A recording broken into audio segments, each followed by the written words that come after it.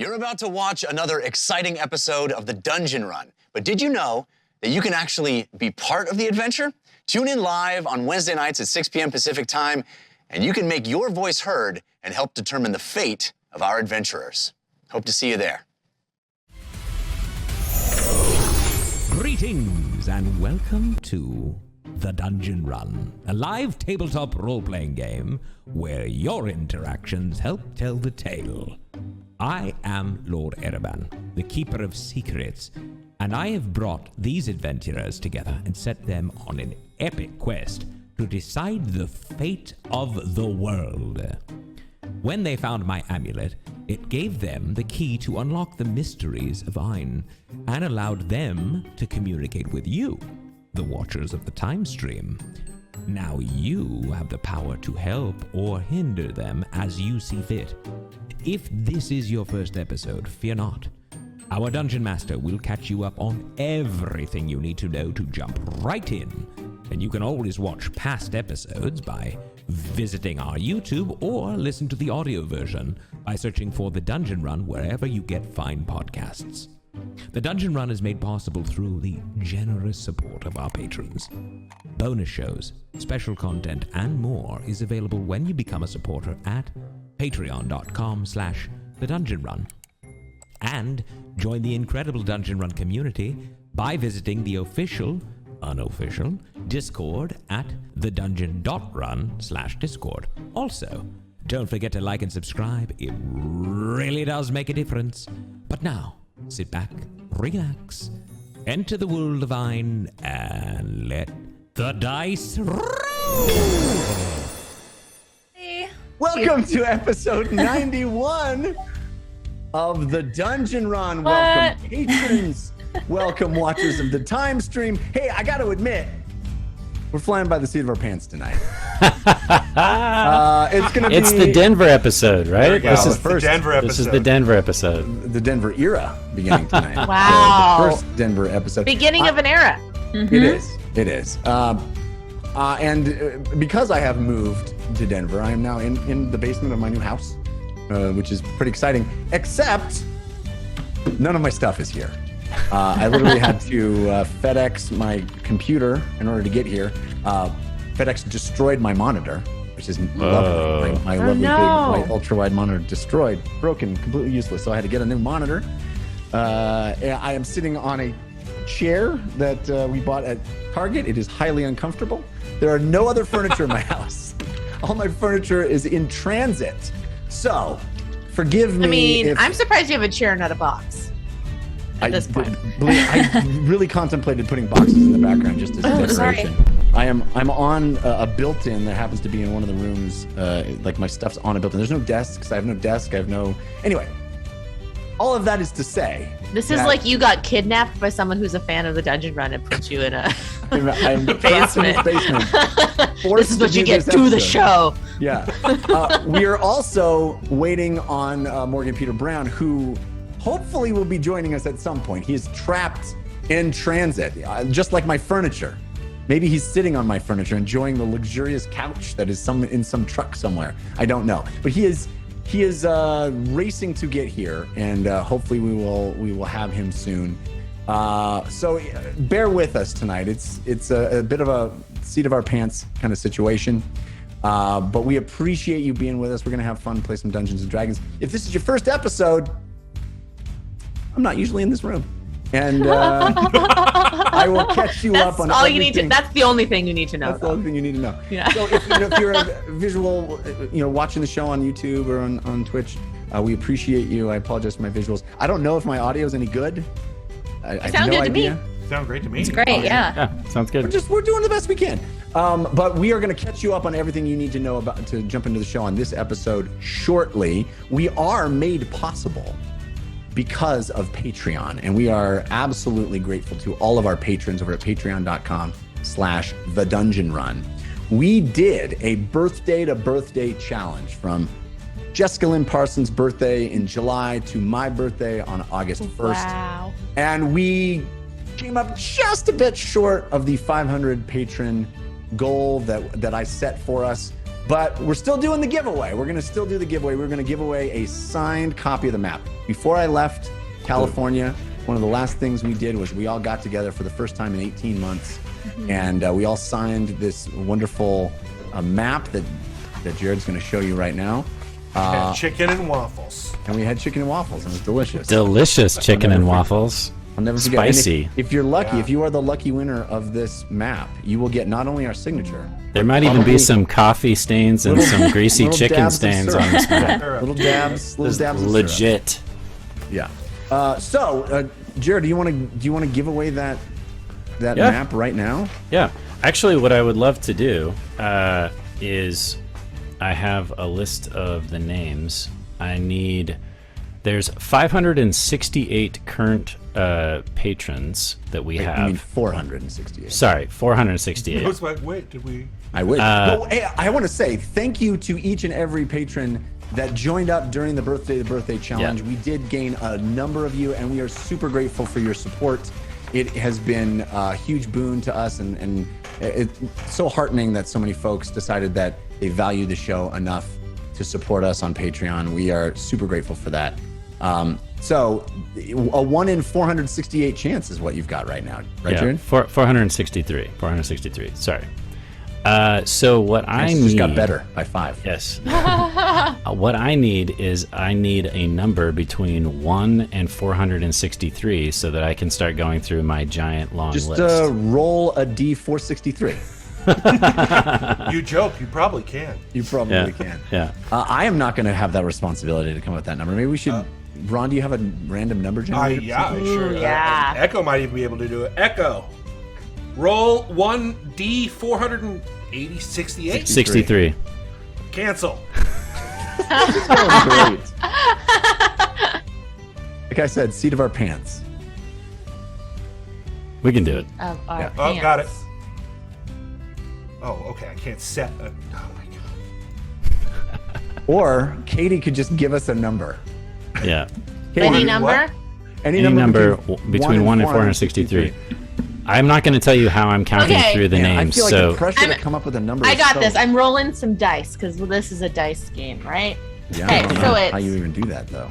Make sure you can get a 0 in there, though, because it won't be fair Okay. to numbers 1 through I just got one. so many. Okay. Get it. Ron did it. what is it? 401. 401. Lucky Okay. number Whoa. 401. I can do that. Dun, dun, dun, dun, dun, dun. Go ahead and keep talking, and I'll come back.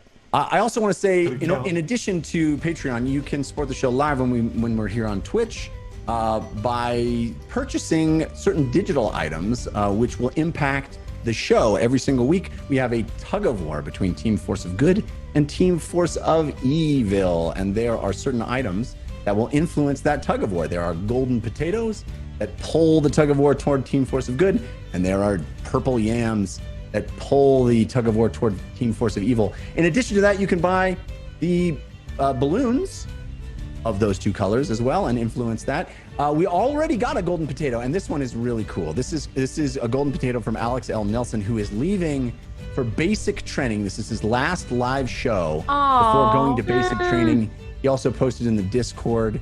We wish you all the best. Thank you for supporting the show. Thank you for the golden potato. It's extremely generous.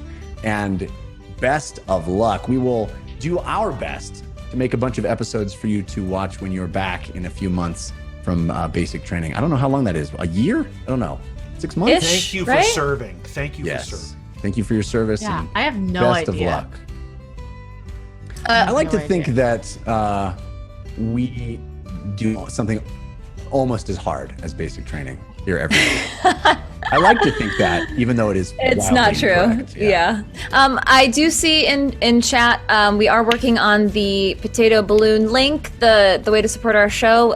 We're working on that right now, getting that back up and running. We took that down for our last episode because it was a replay, so we didn't want to have the donations live during that show. So we'll get that back up and running very quickly for you. Thank you for letting us know. And I also wanted to shout out a couple of people in chat who have been so supportive of us on this stream so far. I just have to shout them out because I see Pack NW Fallstar has cheered so many bits for us today, and Changebox has cheered 10,000 bits 10 minutes ago.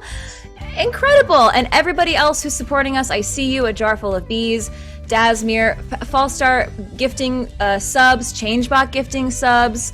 Thank you so much. Both ways to support the show are hugely supportive to us, so we thank you. I have no idea what 10,000 bits means, but it seems like a lot. It's a huge cheer. They're saying that's awesome. you are amazing, and we see. I also have a little bit of an update. Looking like next week we will finally, hopefully, assuming everything continues to go as beautifully as it has for the last week and a half, we will have our store up and running, including new items. We are waiting for. I just got shipping notifications on some of our samples. We want to make sure what we're getting is high quality and very good. So once we do that, we'll be announcing new things. It is my idea to hopefully have something new at least once each month. A rotation, do some new item. We'll see. We're still planning all of that, but that's what my hope is. It looks so cool. I'm so excited. Awesome. I gotta tell you, you are not going to believe. You are not going to believe what we are going to offer in the merch store. It's so cool. Crazy. Ron has been putting in so much work on this, and it's really cool. It's taken a little longer than we had hoped, but I think it will be well worth the wait when you see the cool stuff that you're going to be able to. It's the stuff I want, so so everybody else wants it too.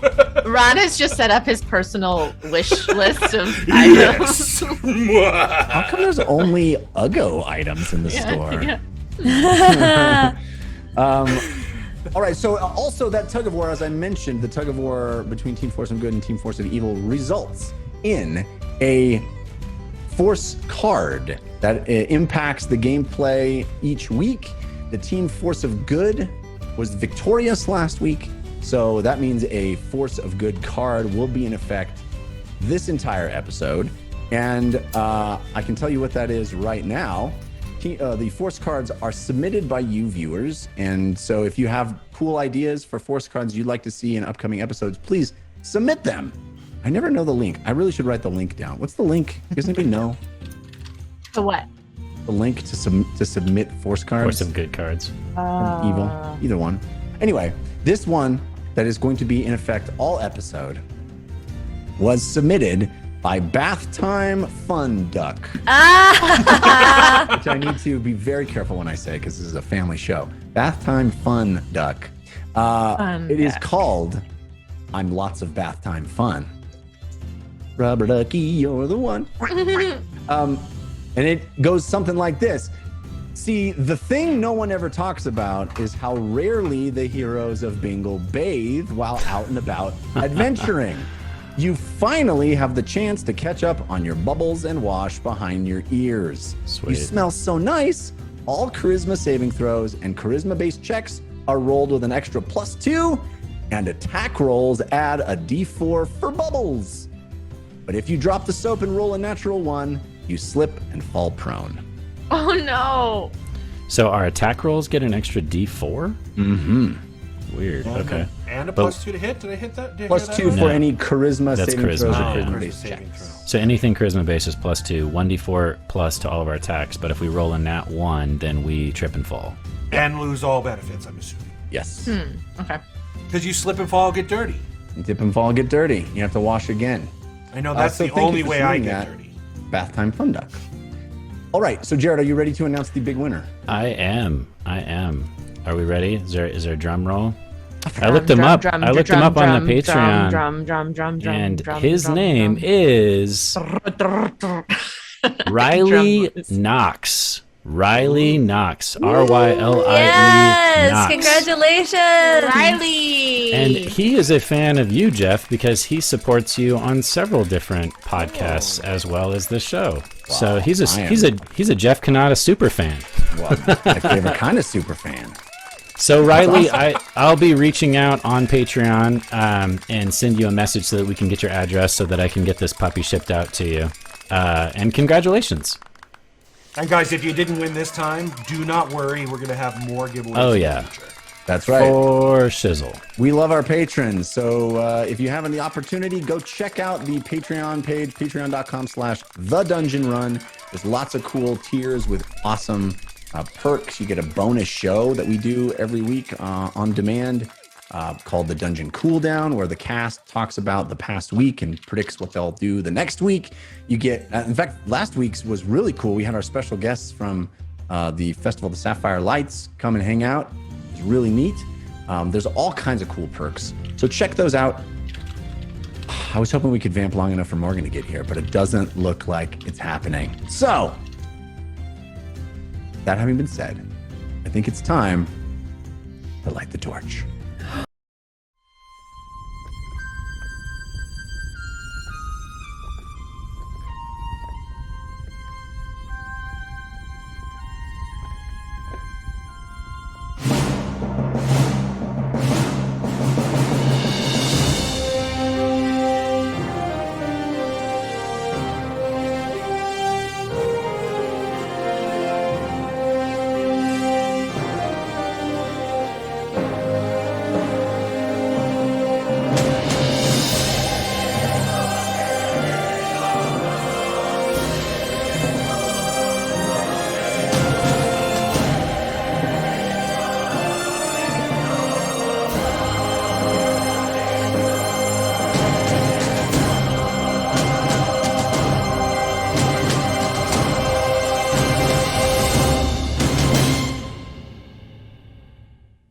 It started as a simple dungeon run, an easy way to get some loot. These 5 adventurers descended into an abandoned dragon's lair to grab the treasure left inside. But it was not gold or gemstones that lay at the bottom of that dungeon, but something much more valuable indeed. An artifact from a forgotten age, a magical relic known as the Secret Keeper's Amulet. A link to you, the Watchers of the Time Stream, and a portal into the memories of the Wardens, the ancient 100-foot-tall beings that have protected Ain ever since the end of the Great War of Ideas 300 years ago.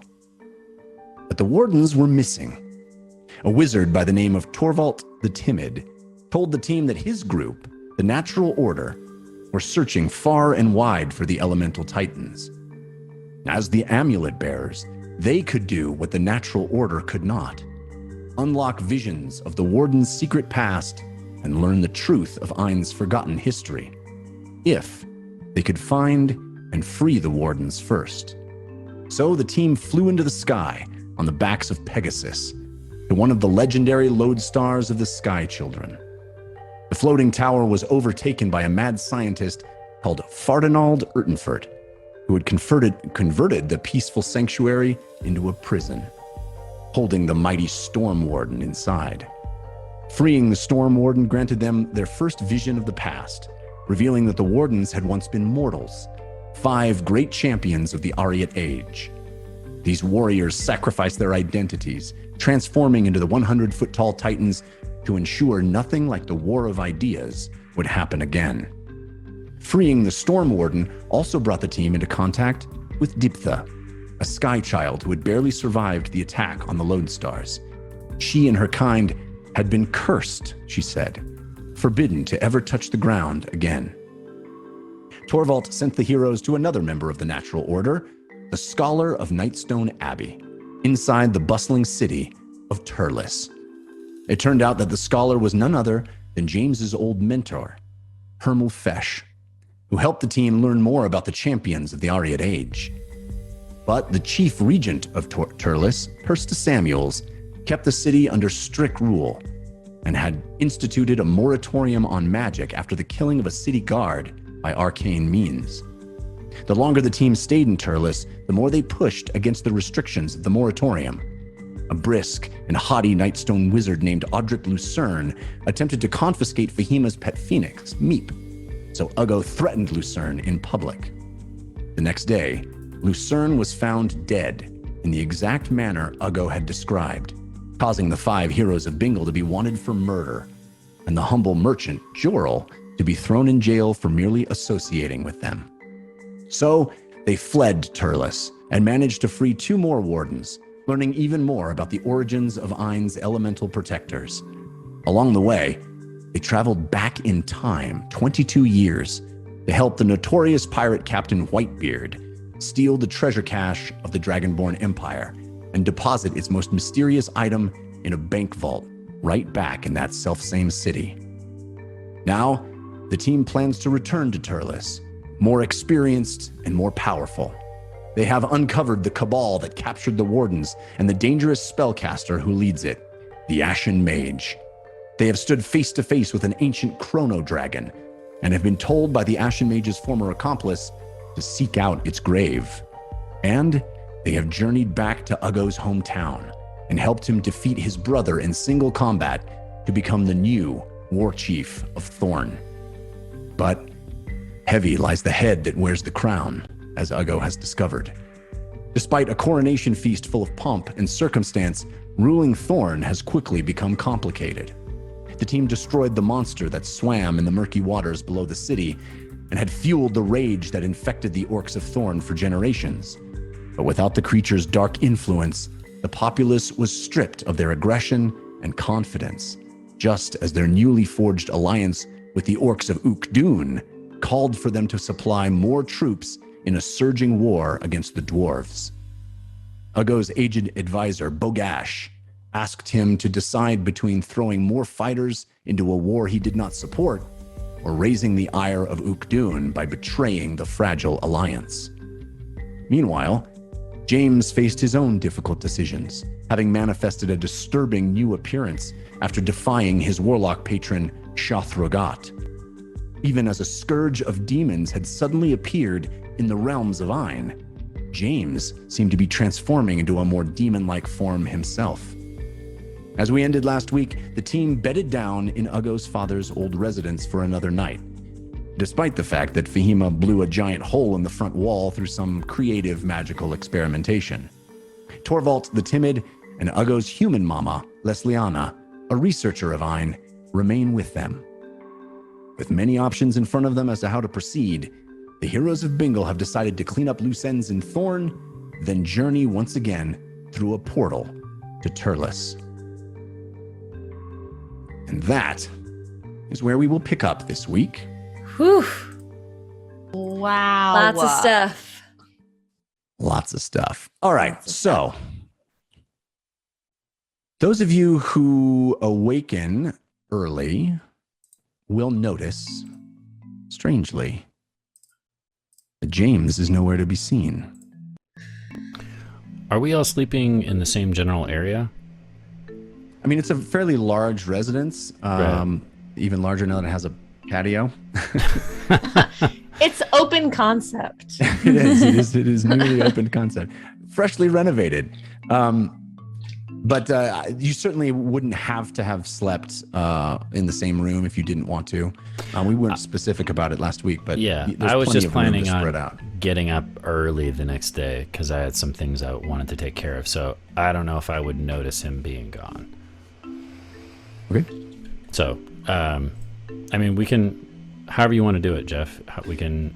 No, yeah, I mean, this is perfectly fine if you wanted to wake up. If you explain to me what you'd like to do, but it is clear to anyone Sure. looking around that James, who hasn't slept in many days now, That's true. Waking up even really early, you'd probably still see James right? not sleeping at all. Yeah. Then if I woke up early and he's not there and I don't know where he's at, I probably would do a quick change of plans and knock on some people's doors and wake people up. All right. I'll go to where I think James might be, which would be probably Uggo's room. So I'll go to Uggo first and knock on the door. Hello? Ron, you're muted. The door is too Hello? thick. I cannot What? hear you. I cannot. Ah. Oh, there you are. Hi. Oh, hey, Shiv. Have you seen James? I woke up this morning early to take care of some stuff, and he's not there. He's not in here. Do you know where he went? He's not here? I don't know, unless he is in one of the girls' rooms. Well, You go to Fahima's, I'll go to Lily's. oh, okay. Okay. He was acting Uggo will- strange last night because of the demon stuff. Oh, yeah. Sorry, my mind is elsewhere. What, is it about your brother? Yes. Are you going to put him on trial today? Yes.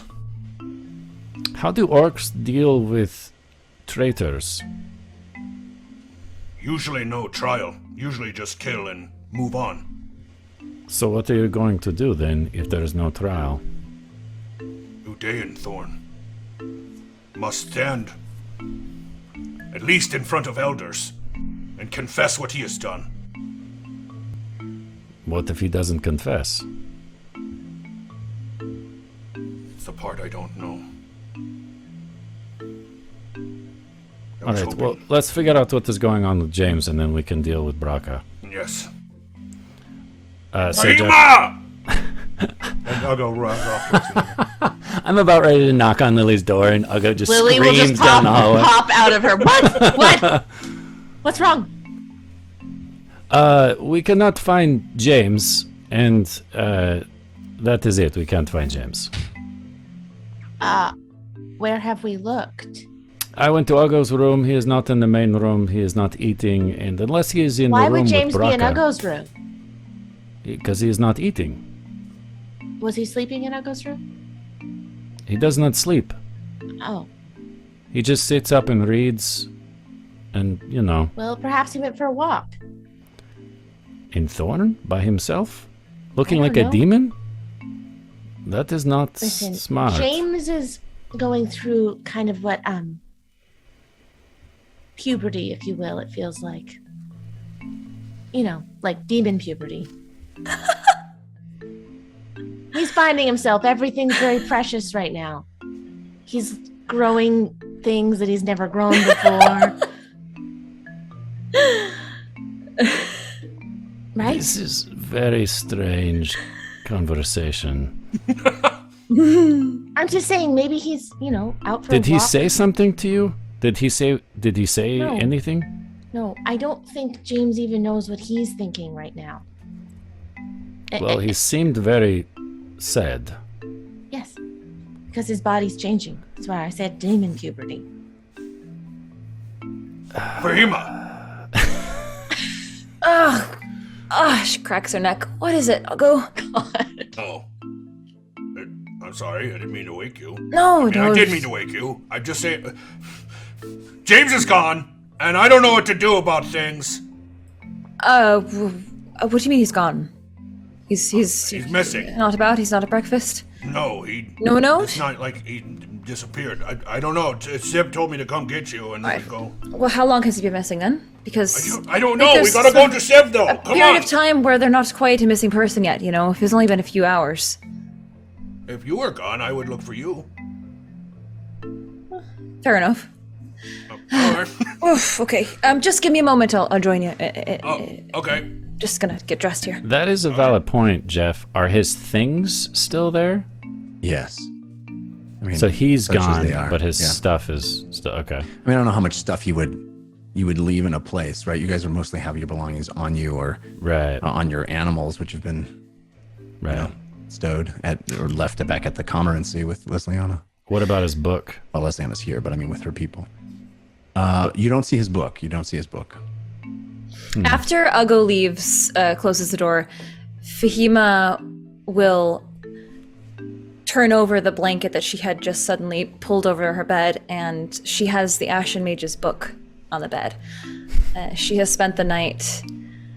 She stayed up late studying spells, trying to decipher anything that she can, see if any of those symbols or words make any more sense to her, diving a little bit more into the blood magic. And is there any in the lair, in the Ashen Mage's lair, she gave Fahima some choices of spells to learn. Mm-hmm. Are those spells all in the book? I don't think you would be able to discern. I think that when she offered up those choices, it was then sort of giving you the keys to unlocking things that were inscrutable to you. So it's hard for you to sort through.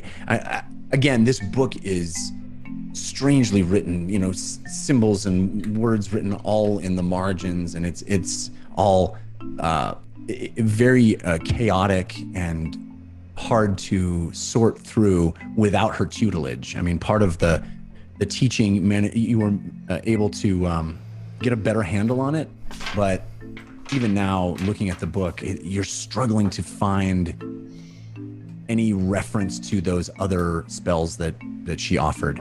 There are a number of things that you recognize now, references to that symbol that you had seen on the obelisks. That's something that you probably noted earlier as well. But again, nothing that adds any clarity or makes any sense to you in trying to create a through line of new spells or even the origin of these spells. So you said I can now recognize the symbol on the obelisks, but I don't recognize the context in which I'm finding it. No, you've definitely seen it. It is not common in this book. It is not. You don't see it a lot, but you've noted it a couple of times, and it is something that stands out now that you've seen it again. Wow. Okay. All right. So just kind of backtracking a little bit for what she did last night. Before she went to bed, she's gonna she would have taken the blood wine, and she's gonna continue to do more experiments with it by drinking it and trying to cast Spare and Blood Lance, and she's also keeping some of it in her vials of stored blood to experiment with later. She's basically just trying to figure out how ingesting blood changes these spells, and if it affects her at all, if it changes how she feels in her veins as she casts the spells. Thinking back roll on me an Arcana check. You have advantage from the Cosmic Lord. Thank you, Cosmic Lord. Only Fahima would look at a wine and go, component. I can use Definitely. Does blood wine have alcohol in it? Yes. Yeah. absolutely. Uh-oh. Yeah. Okay, so Quite a bit. Fahima's got a hangover too. Yeah. All right. You said Arcana check? Yes. Oh my god, that was a terrible roll. Oh no. I rolled a 9 and a 3, but I have, I believe, a +9 to my Arcana. Or +7. +9? Wow. Where's my character sheet? +7 or +9, where is it? Sorry. All right. Should have had that out already. Yeah, +9. So 18? Yes. All right. So you spend a considerable amount of time over the night trying various combinations of drinking the wine, using the spell. The best you can muster is a very, very weak application of these spells that use blood as a component. It is clear that the fermentation process or whatever goes into making blood wine drinkable for humanoids and not making you ill vastly weakens its properties and usefulness as a spell component. There are traces of blood there it is made of blood, but it is not the spells are best applied with raw, fresh blood. Okay. Hate that phrase. I do Clearly remember. lost the science of lipid breakdown in alcohol. In, Yeah. clearly. I know you said that she can't pick up on any patterns, and she's still not able to translate, but I do want to ask if she's able to identify yet where the blood magic shield spell is, the one that we saw in the Alabaster Woods. Right. Yeah, no, I mean, the Ashen Mage offered that to you as an option, right? But without her mentorship, I think you are unable to put that together yourself. That was a choice. That was the choice that Fahima made, and it, perhaps with higher level study or some sort of reference to this book in some other way, you may be able to find more about it. But it is strangely written. Even having studied it for as long as you did in the Ashen Mage's Lair, it's so far beyond, so advanced, far beyond what you are able to figure out now. Okay.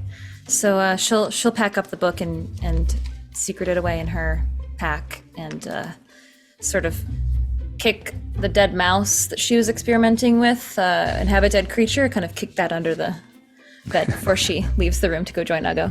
Under the bed? Meep will get it later. Roll me It's a little snack for later. roll me a Constitution save. Also, you have advantage from Gateway Guy for that, just to how the alcohol is going to affect you. Thank you, Gateway Guy.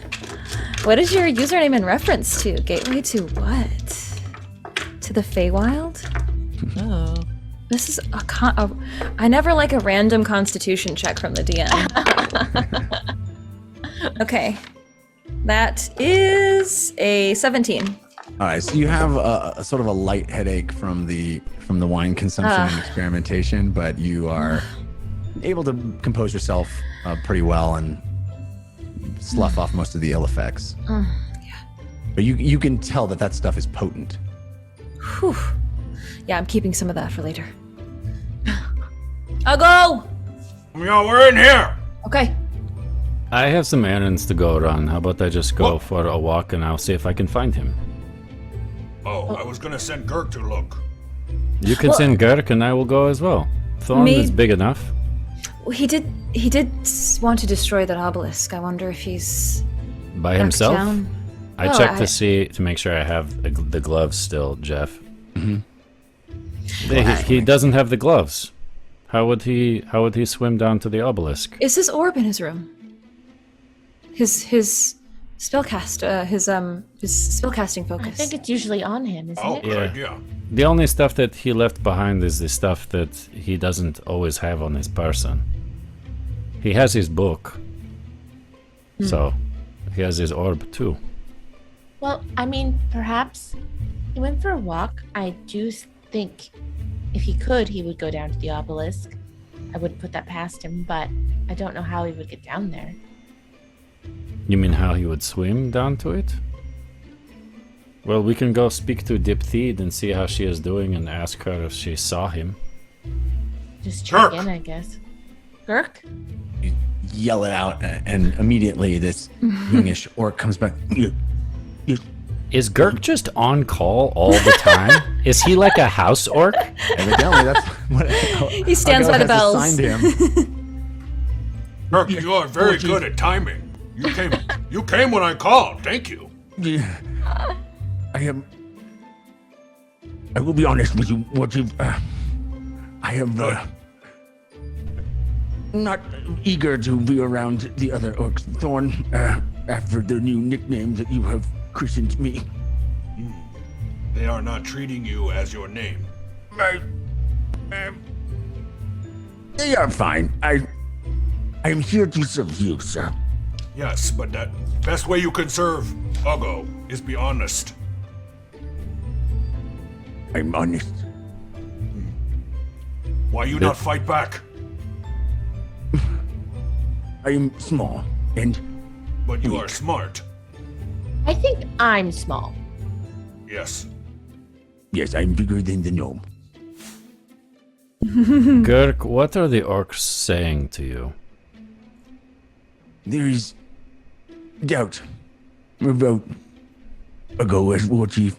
Some support his new methods, but such uncertainty. Our backbone has left us. We No! No! Stop saying that! That is not true! Uggo, I think he was relaying a message. I know, but he says it makes it true to him. Well, you asked him for the truth. I did, but still... Sorry, yes, I got angry, I apologize. But that should serve as purpose that your backbone is not gone. I will not say that again, war chief. I want you to know that your backbone is there. Why are you afraid? Girk, what do you fear? Hold on, Uggo. I need to know who is saying these things. I need names. Oh, there are many orcs. Who is the most outspoken of the orcs? Please, War Chief, I do not want to cause trouble. You are not. We need to know who we are dealing with. Yes. There is no organized effort to undermine your authority, but some orcs are...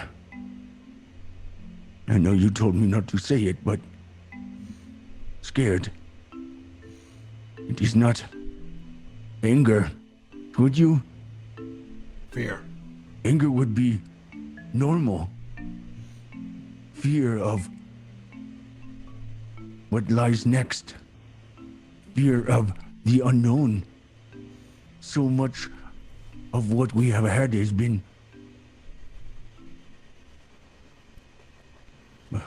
known. Taken. Is there no one that likes the fact that orcs aren't being sacrificed to some kind of squid god underneath the ground? There's no one that is supporting Uggo behind the scenes?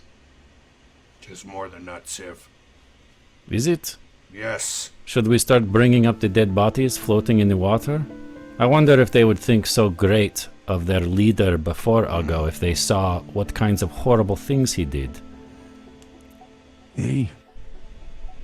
Many of them volunteered for a purpose greater Did than they? themselves. Or was their mind controlled? Because I saw a giant squid monster and it took control of my body. And it forced me to try to kill my friends. So I have a hard time believing that these orcs willingly killed themselves in this pool of death. It is not volunteering if you are forced to do it. Yes, that is true.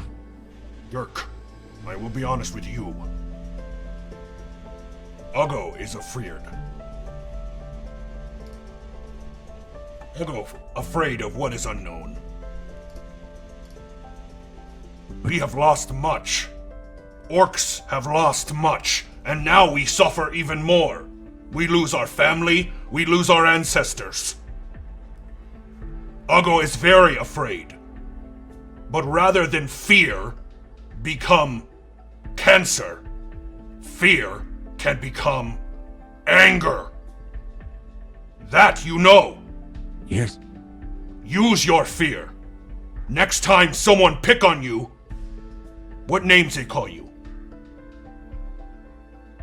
kind.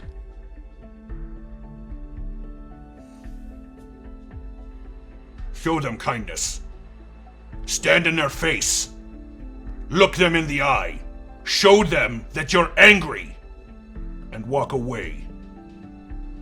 Yes, War Chief. Uggo, I If think we then- need to make a point. If then that they do not let you go and continue to harass you, stick up for yourself. You have given them the opportunity, shown them that you are strong enough to face them. If they still continue, then they want to fight you. Then fight them. Yes, War Chief. Is that why you called me here today? We are missing someone. I want you to send a few trusted orcs to look for him. As you wish, War Chief. It is my friend James. The human? Yes. I will take care of it for you, sir. Thank you. Before you go, Girk. And Uggo looks to the rest. Do we need to talk to Brogash? Bogash? I don't know. Do you want to talk to him? Is this about the trial? Yes. Sure.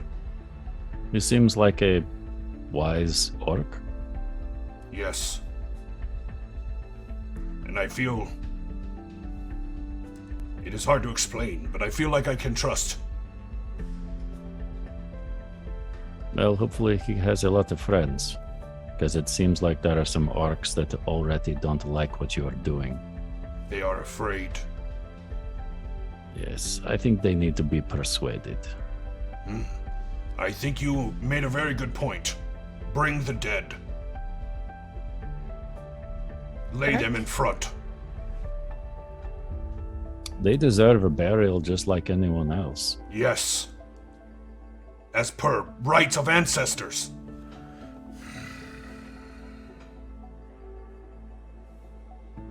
So what's the plan? We're gonna bring up the bodies from the lake? When we hold trial, should bring bodies to show. Make clear what Brakka has done. All of them? Well, not all of them. Well, I don't know. What are you doing? Like a pile of bodies, or are we No, gonna like sit them in evidence. We chairs need to- and then we like need show them evidence that they're not for it. alive? We Okay. need evidence to show what he has done. 10. Yes? 10 is a This good is new number. to Uggo. Uggo 10. learned from dwarves. Normally just kill Brakka, be done with it. But that is no longer our way. That is an option. It is, but maybe Uggo being naive. About what? Hoping Brakka can be redeemed. What are you expecting him to do?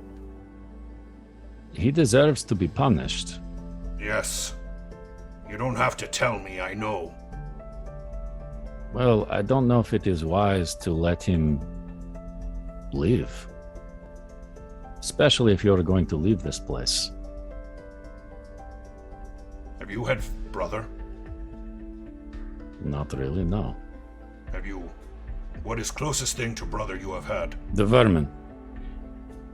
Would you kill them? So easily? No, but if they killed 50 to 100 people, I would expect them to die. How is yes. Brakka any different than James? James did not kill a bunch of people. Brakka's just James further down the road.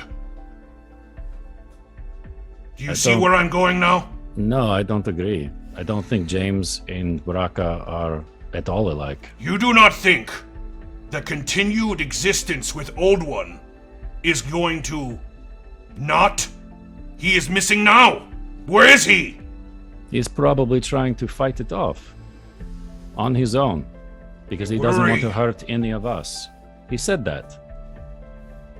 He said he doesn't want to hurt us. He left your Yes. party. He left early to be alone. Your brother already did this. My brother already fell this path. How do I tell orcs he is any different if they find out?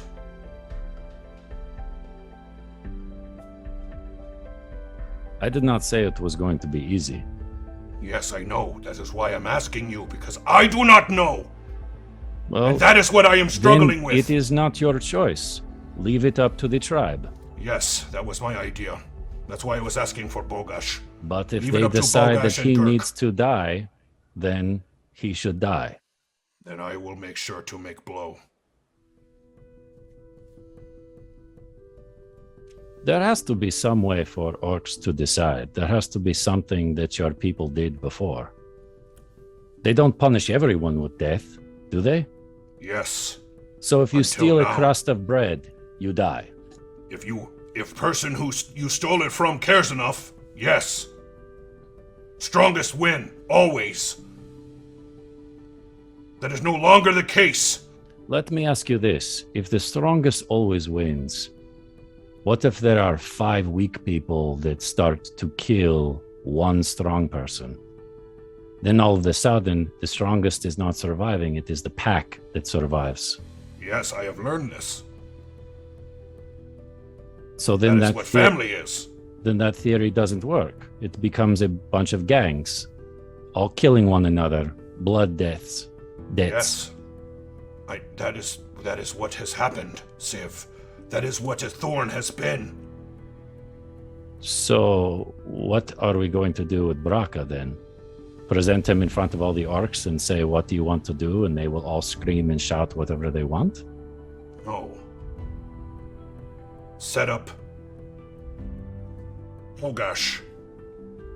So Bogash will be the judge. Yes. That might work. Maybe not him alone. Maybe random orcs from all of Thorn. Who will choose these orcs? Random. Pick one. What if they don't want to do it? This is what I have not thought through. I have not lived in a city like Osvach. Well, the trials in Osvach are very different than this, my friend. If you have enough money, you don't even have to go to trial. You can just buy your way out. What if we send him to a faraway place? Banishment? Yes. He will come back. Perhaps stronger. He will try to overthrow you again. You could cut out his tongue and then banish him. I do not want to be cruel. Better It's to not just kill cruel. him. He has killed how many orcs? How many orcs are dead because of him? Young orcs, old orcs, sick orcs. How many gurks lie at the bottom of the pool down in the depths because of him? He has already admitted to it.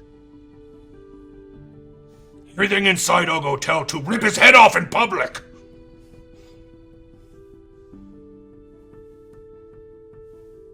Then why don't you?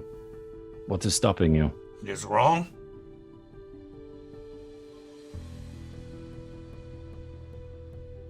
It is doing the same thing that he has done.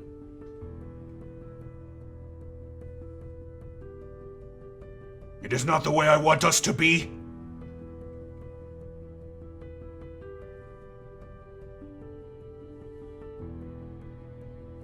You have a lot of work in front of you, my friend.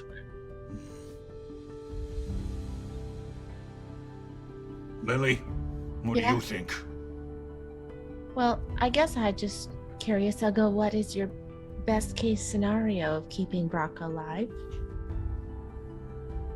Having Brakka redeemed, shown the error of his ways. Do you think he's open to that? No. And my code is clear when that is the case. I'm not for killing people. I've made that very clear. However, I fear that Brakka is so far down a path that he might not be able to even trust himself with freedom. But I don't think asking the people is a bad idea. They seem so... Maybe that's it. They seem what? They've never had a voice. What if you Thorn, let them... orcs never had voice. What if you let the people line up and tell Brakka how they made him feel? Would orcs do that? Like an airing of their grievances in an assembly line kind of situation? Allow community to explain why they choose what they choose. Because, to be honest, Uggo, I guess we don't even know all the extent of what Brakka's done, or how Yes. he's handled these situations. Or the good he has done. True. There could I be see good. no sick.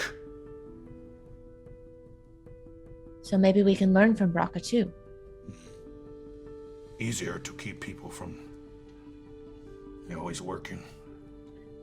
But I do think there is a decision to be made as a leader for someone who's committed horrible crimes, killed innocent people. It There is has justice. to be consequences at some point. Otherwise, what is justice? Yes. Fahima, what do you think? I defer to you completely. I admit I have no knowledge in this realm whatsoever. I come from a very small town with very little crime. Fahima, And yeah. are you drunk? Just a bit of a headache. Yeah, the side that's drooping a bit. Your That's eyes I are- slept on the wrong side of the bed. Okay. Do we smell her breath? Jeff? Probably. I mean, all of you partied last night, right? All of That's you true, were- but we also all got a magic bath. So You did get a magic bath from the end.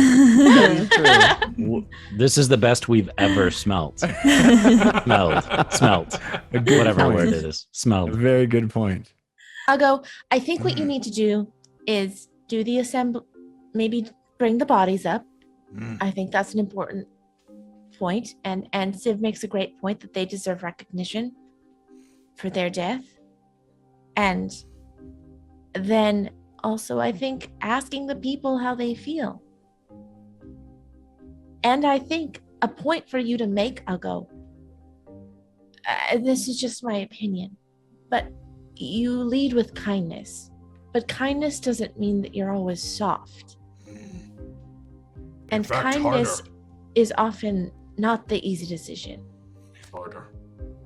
Yes. Easy for Uggo to rip someone's head off, harder to think about what But they I have think done. maybe orcs don't understand the concept of kindness and they are confusing it with soft. Have you prayed to the Candle Queen about this yet? No. She's I'm embarrassed that I have not even thought of that.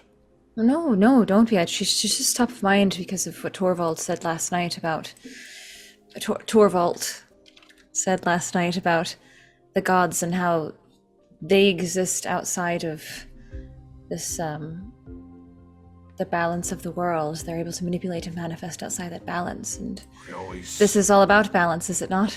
Seems that she might have some advice. Yes. Is she not the goddess of light? She is. Is light and life the same thing? Is there another god of life? No. This is God of Life, yes. As far as I know. As far as Orc know. Goddess of Life. Manda.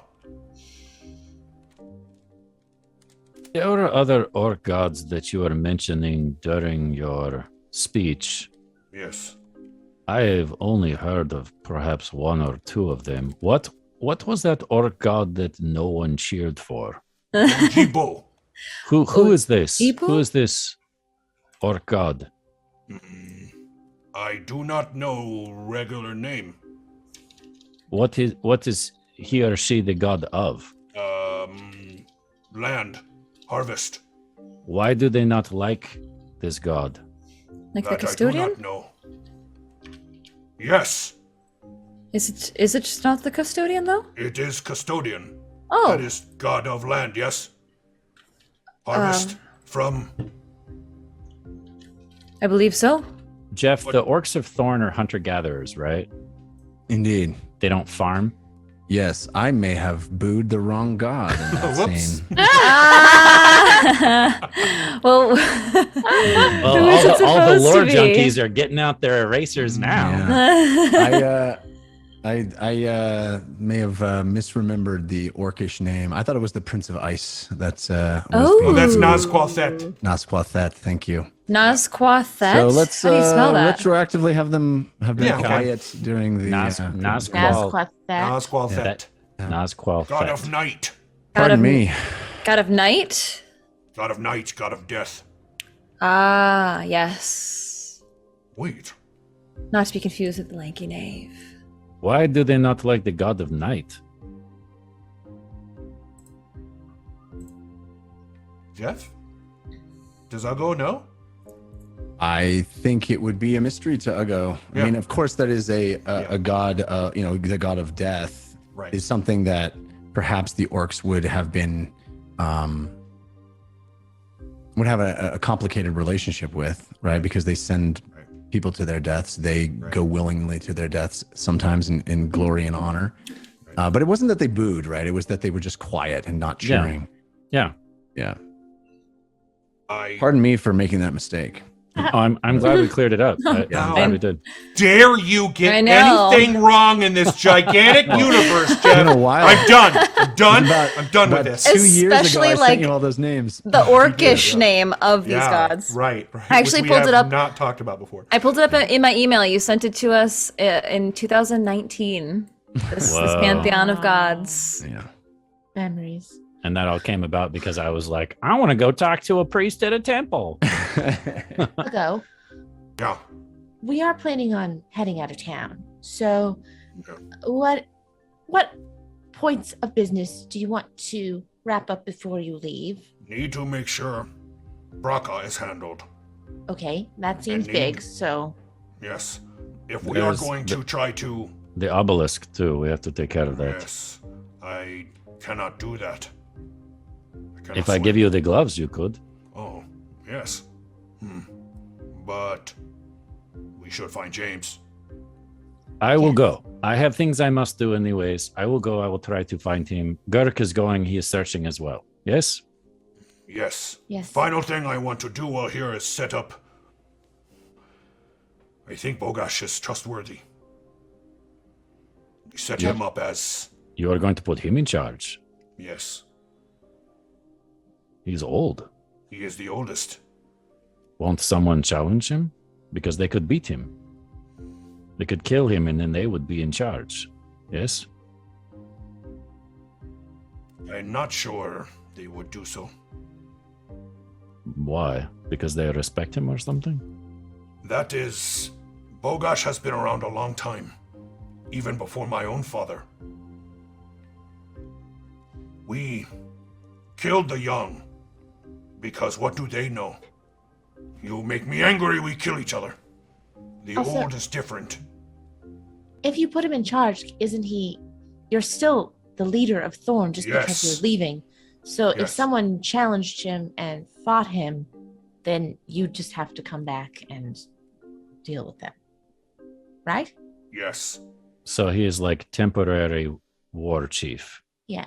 Yes, war advisor. He's like in-town war chief, while Uggo's out-of-town war chief. This is known to kings, yes? Yes, sometimes kings do this, yes. I I suppose. do not think sending a note to Dwarven kings and Olsvach and whoever we try to bring together is not going to work. Uggo must go there. So, where we go, Uggo say, big problem. Need to fix. Orcs are having trouble. Need help. Entire world. Demons everywhere. Why we not work together? So you're going to try to unite the people? I think we all should, don't you?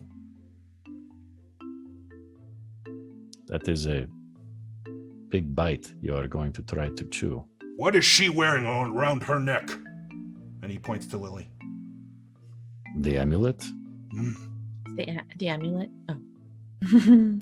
What is that book that Fahima carries that tells us of things that have been gone? That people don't even know are gone. You mean the history? The Book of the Orient Yes. Age? Yes. Be honest with the people.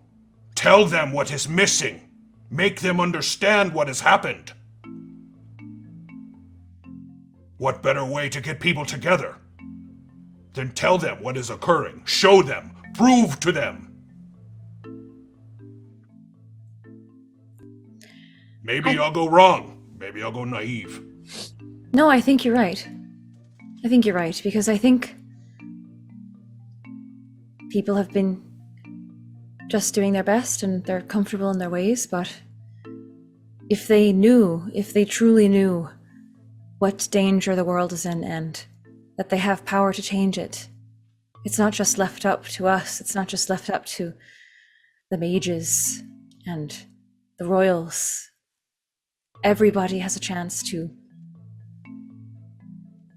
stand up for themselves and bring back this knowledge that has been lost.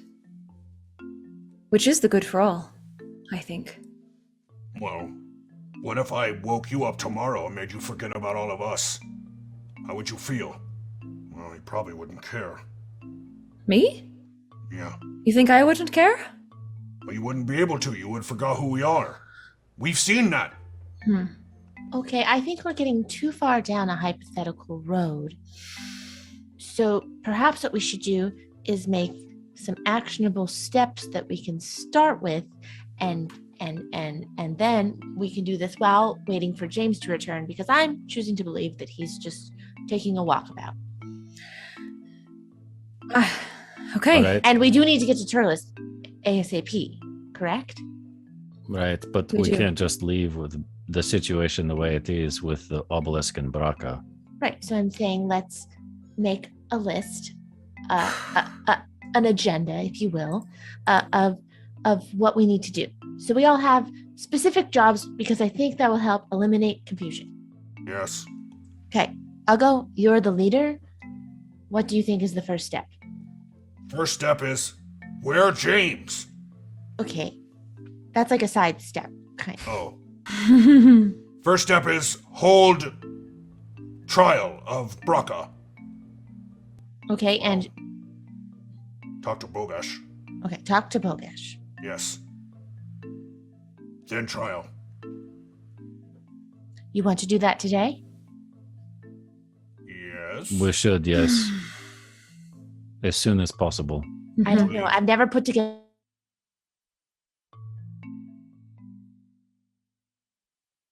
Trial. We'll call it a speed trial. Brakka. Okay, and then while this is happening, we need to destroy that obelisk. So, is anyone else? Fahima, could you destroy it, you think? I could, yeah. I could feel definitely like try. You definitely could. Yeah, I'll shoot some fire. No, not fire. Something else at it. Maybe I'll just turn into that crocodile again and just spite it. Yeah, that's a pretty good Hey, are tactic. you gonna go do this by yourself, or are we gonna do trial and then get James? We gotta find James, yes? Oh, I would love to have help if we can do that, but I was just saying, well, you're talking to Bogash. Uggo, maybe we could take care of the obelisk. we can use the belt. We can use the belt. How?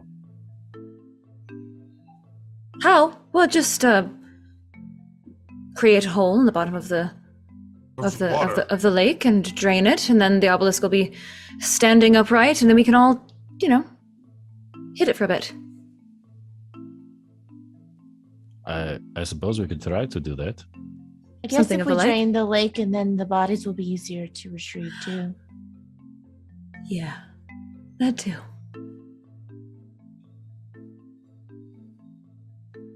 I guess, would that just make the lake deeper, though, if we made a bigger hole?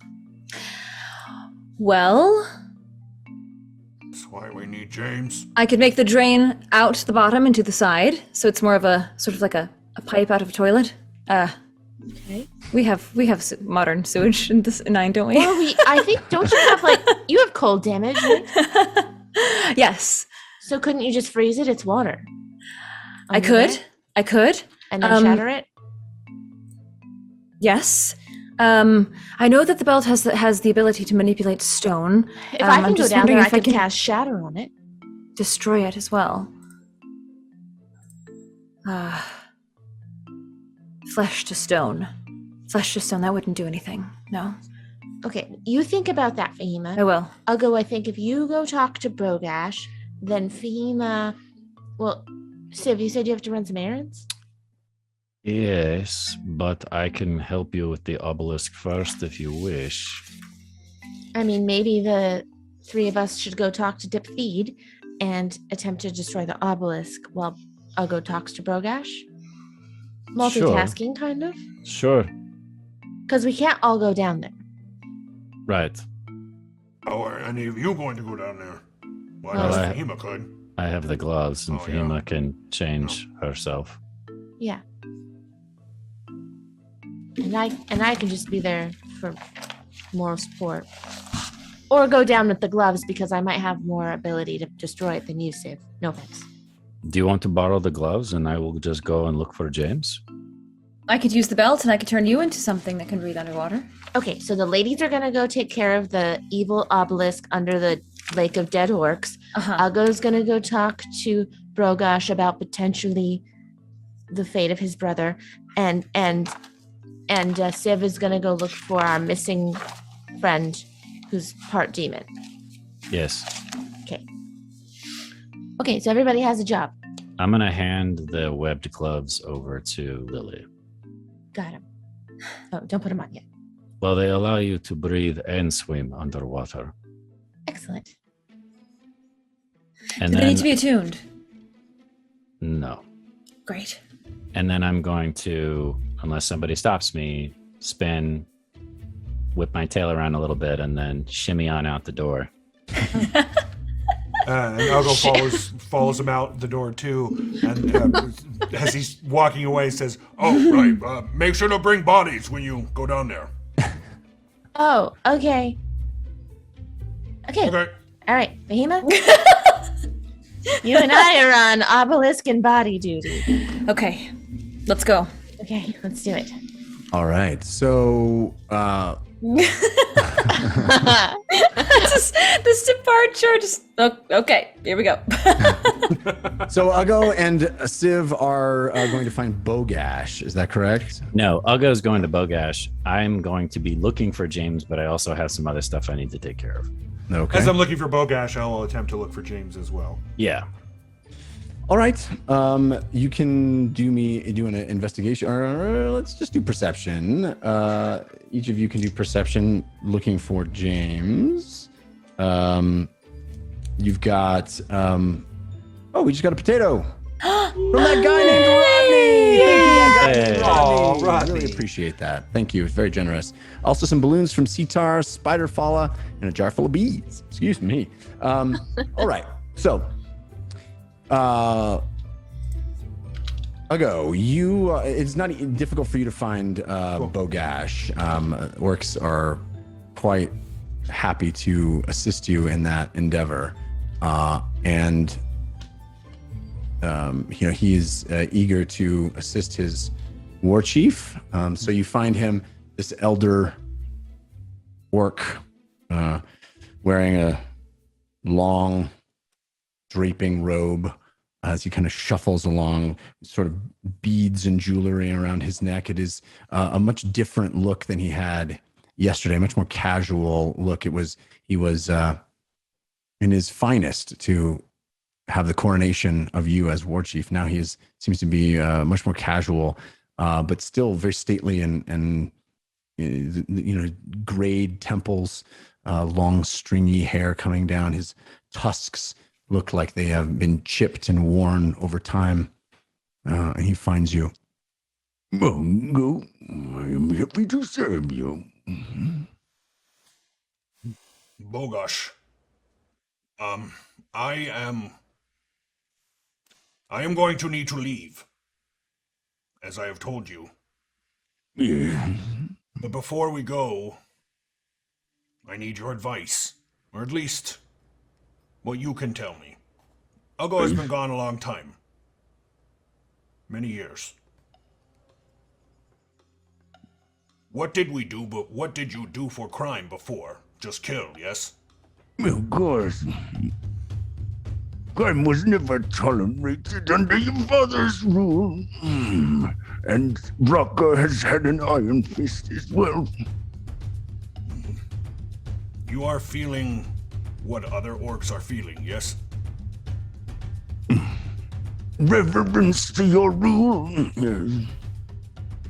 Please do not butter my biscuits.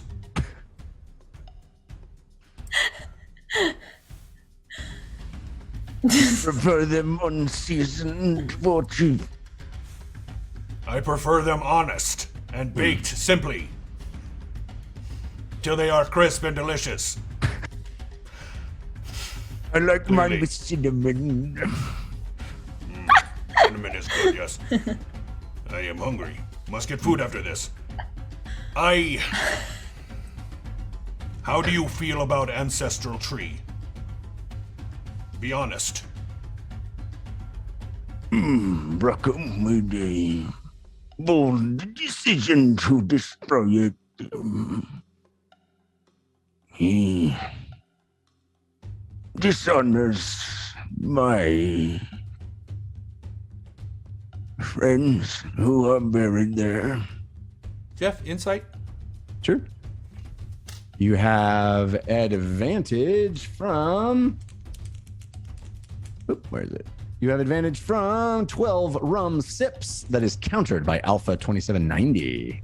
Thank you both. Thank you. Insight is 19. I mean, you definitely sense a pang of regret and annoyance that, or not annoyance, stronger than annoyance. He's, you sense the truth in his words that there are people he knew that were buried under that tree. He knew your mother, your orcish mother. Yeah.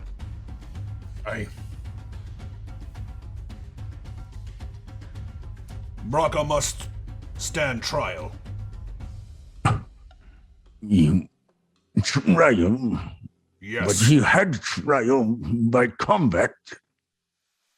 Yes, but what Brakka has done, the extent, must be shown to the people.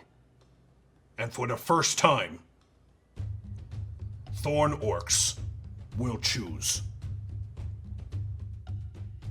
You wish to give up your power to decide his fate?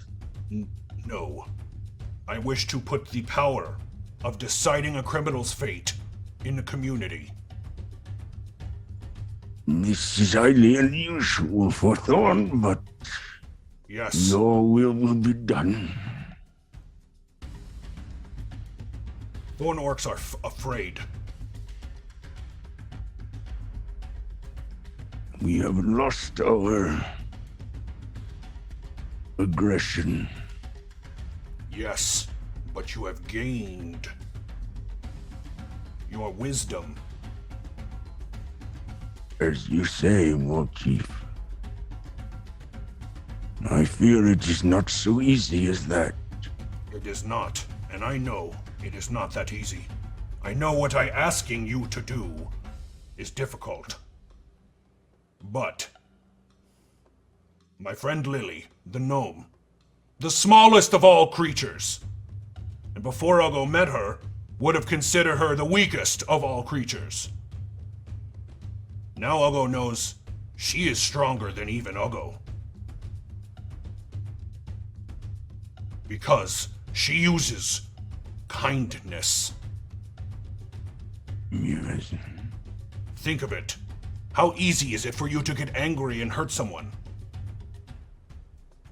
Easy.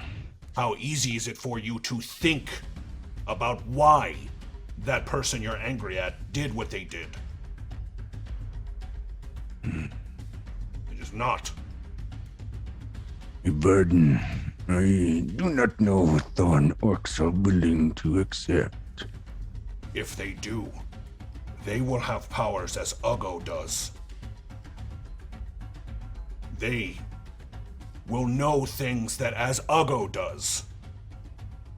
And that will make them more powerful, as you have seen, than any orc before. But they must choose that path. It must be taken willingly. And if Thorn orcs are so weak that they will not take the harder path, then Uggo will throw down crown in disgust.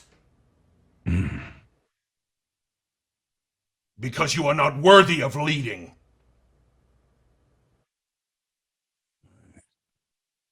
I think I understand. Your Rush. And Uggo looks at him very deep, straight in the eyes, very... I am trusting you.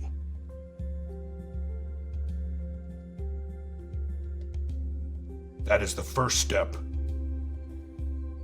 We must learn to trust each other.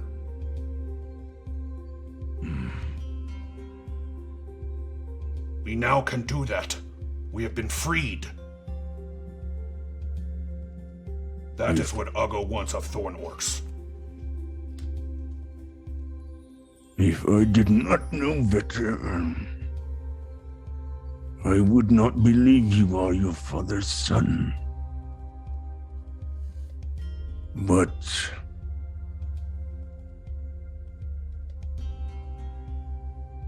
perhaps the old ways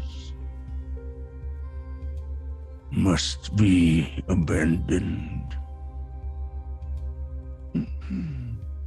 They are not old. These ways are new. We devolved in them when we forgot everything. I have seen dwarves, old, hundreds of years, sitting in stools, forgetting everything they've ever known. Like children they are, 400 plus years old. Orcs do not live that long. Our ways are not old, they are new. That's why we had ancestors. They were the old ways. They knew more than we did. That is why they have chosen Uggo to be champion. I have shown you. I will show again at trial. These ways are available to orcs, but they must change. I believe you can show these people. I will convene the good orcs of Thorn, and you may make your case as you wish. Thank you, Brogash. And he leaves. Fahima. Meanwhile, Oh, go ahead. Fahima. Yeah. Okay, so you can swim under the water. As a polymorphed creature, yes. Okay, what's the smartest polymorph water creature? Giant shark. I'm thinking giant shark. Although I have the belt, which I think could be used quite effectively. So I was thinking perhaps if you wanted to be the giant shark, and I swim down with the gloves, and use the belt to maybe even try to penetrate the obelisk itself with it. It's made out of stone. I just am going to throw this out there that it makes me nervous that either of us is a giant shark swimming next to a little person. You retain some of your intelligence. It's Okay. Well, okay. Another option is I'll take my blood vials off. I think that will help. I'll just discard all of the blood that I'm keeping on me. Yeah. Okay, so here's another option: is if we sit down and you're an animal, I could try to take my big hand and pick the obelisk up. Okay. And bring it up to the surface. Yes. Okay. So this is what we're deciding. Do we want to try to destroy it underwater first, or try to drain the water, or some other way of bringing the obelisk up to the earth, so that we can attack it with full force? Yeah. Well, maybe we should try to destroy it under there first. I think first thing. But I can't use my big hand to try and push it over. Or clench it. Or smash it. Yes. Or all the things that hands can do. Let's do both. Okay. But I don't know how I'll get underwater if I don't have the gloves. Well, if I do the gloves, then you can do the giant animal, and I can ride you down. True. Then I can't use the belt. Well, we can Let's try try- that first. We'll try the hand. Do you want to try the hand first, the belt first? Let's try the hand first. Okay. Just because I think draining the lake might take a long time. I was And just going to. as you guys are making your way toward the Underfury, having this conversation, and you get to the entrance there, you see a figure standing with its back to you, just past the entrance down that steep incline into the Underfury. Oh, Fahima. What? I think that's James. Oh. He's standing extremely still. I wonder if he's meditating or casting. I'm not. I can hear you. Hi. Hi, James. Hello. Hi. We've been looking for you all morning. Sorry. Hello. Are you okay? I mean, no. Yes. Same as I have been. So nothing new wrong, really. Ah, Okay. okay. Just We needed a figured bit you of just alone time. wandered off because you were doing like a walkabout or finding yourself or. I mean, yeah, I the There's obelisk. been a lot of changes in your body recently. Yes, well said. Yeah, we get it. But the obelisk, it bothers me. And, I Well, don't we were know. here going to destroy it right now. Yeah, whether by shark teeth or belt or giant hand. We have Oh. some options. So, Great. I What got were you some thinking? gloves. Love to hear Well- your ideas. Well, no, I mean, I was thinking good old Eldritch Blast. They worked last time, but only. I mean, getting down there is an issue. I can I got it. I can teleport. I can use fast step to go 60 feet at a time, which I got might be it. vulnerable. But go ahead. I got it. Okay. Okay. I go down with the belt. I rustle up the earth underneath the obelisk, and then Lily, you take your giant hand and you scoop it up to the top of the lake, and then we can all sort of shoot our spells at it in the open air, so that nothing gets drenched in corpse water. It's very far. You have the gloves of swimming. I have the gloves of swimming and a giant hand. Well, I know, but you need to for your digging to be. How? So you have the gloves. How about I take the gloves? Well, what's wrong with this plan? It's just going to take a very long time to dig. Is that what you're saying with the belt? No, sorry. Just going to dive straight down to the obelisk itself and Okay. just rustle up the earth underneath the obelisk. No sort of drainage hole situation. Just going to get it so we can lift up the obelisk and Oh. sort of bring it up to the top. Bring it up to the surface. Yes. Okay. Are you're okay going down there by yourself? Well, I'm coming. Okay. Uh-huh. Okay. Can a giant shark use a belt? No, it can't. No. How about Lily? You stay here. I'll take the gloves. Fahima, you come with me, and I'll blast. Why can't we just bring it up here, James? I'll drown. No, as a shark. I can't use the belt as the shark. We don't. I can destroy it down there. Okay. This seems like it's important to you, so It is. Okay. I think we should. I'm sorry. No, it's okay. I really appreciate all the ingenuity that's obviously been brought into play here, and I'm very impressed. It's all right. We honestly, this plan took only maybe 10 seconds as we were walking down. So Okay. All right. May I take the gloves? Yep. I'll be here. Would you like to be the shark, Lily, or a dolphin, No, or it's okay. something? Go ahead. no, you I'll be be- the shark. No, you're going. I've already down had my there. turn as the crocodile, so No, I don't need you. It's okay. Go. Okay. All right. We'll get in the water first, so we don't have to drag your shark body into the water. yes. And follow me, I guess, Sharkima.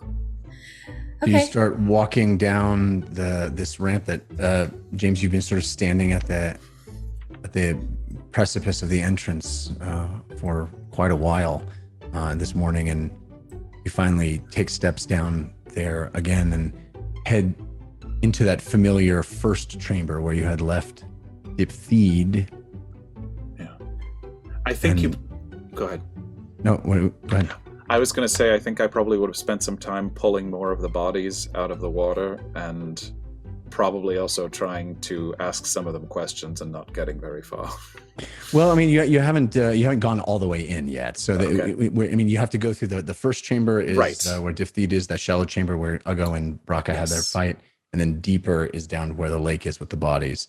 And in the first chamber there, you see Diph Theed as you guys make your way into that larger section, that cavern that has the shallow water where you saw all the orcs and Brakka battled Uggo.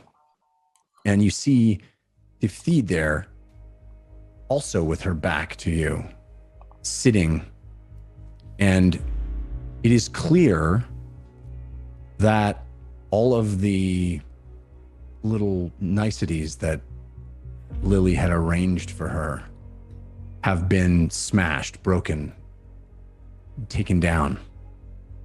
And it looks like she's been working down here, digging. Dirt under her fingernails, some of them chipped and bloodied. Oh, wow. Mud and grime up to her forearms. She sits with her back to you, and you see her shoulders working and moving.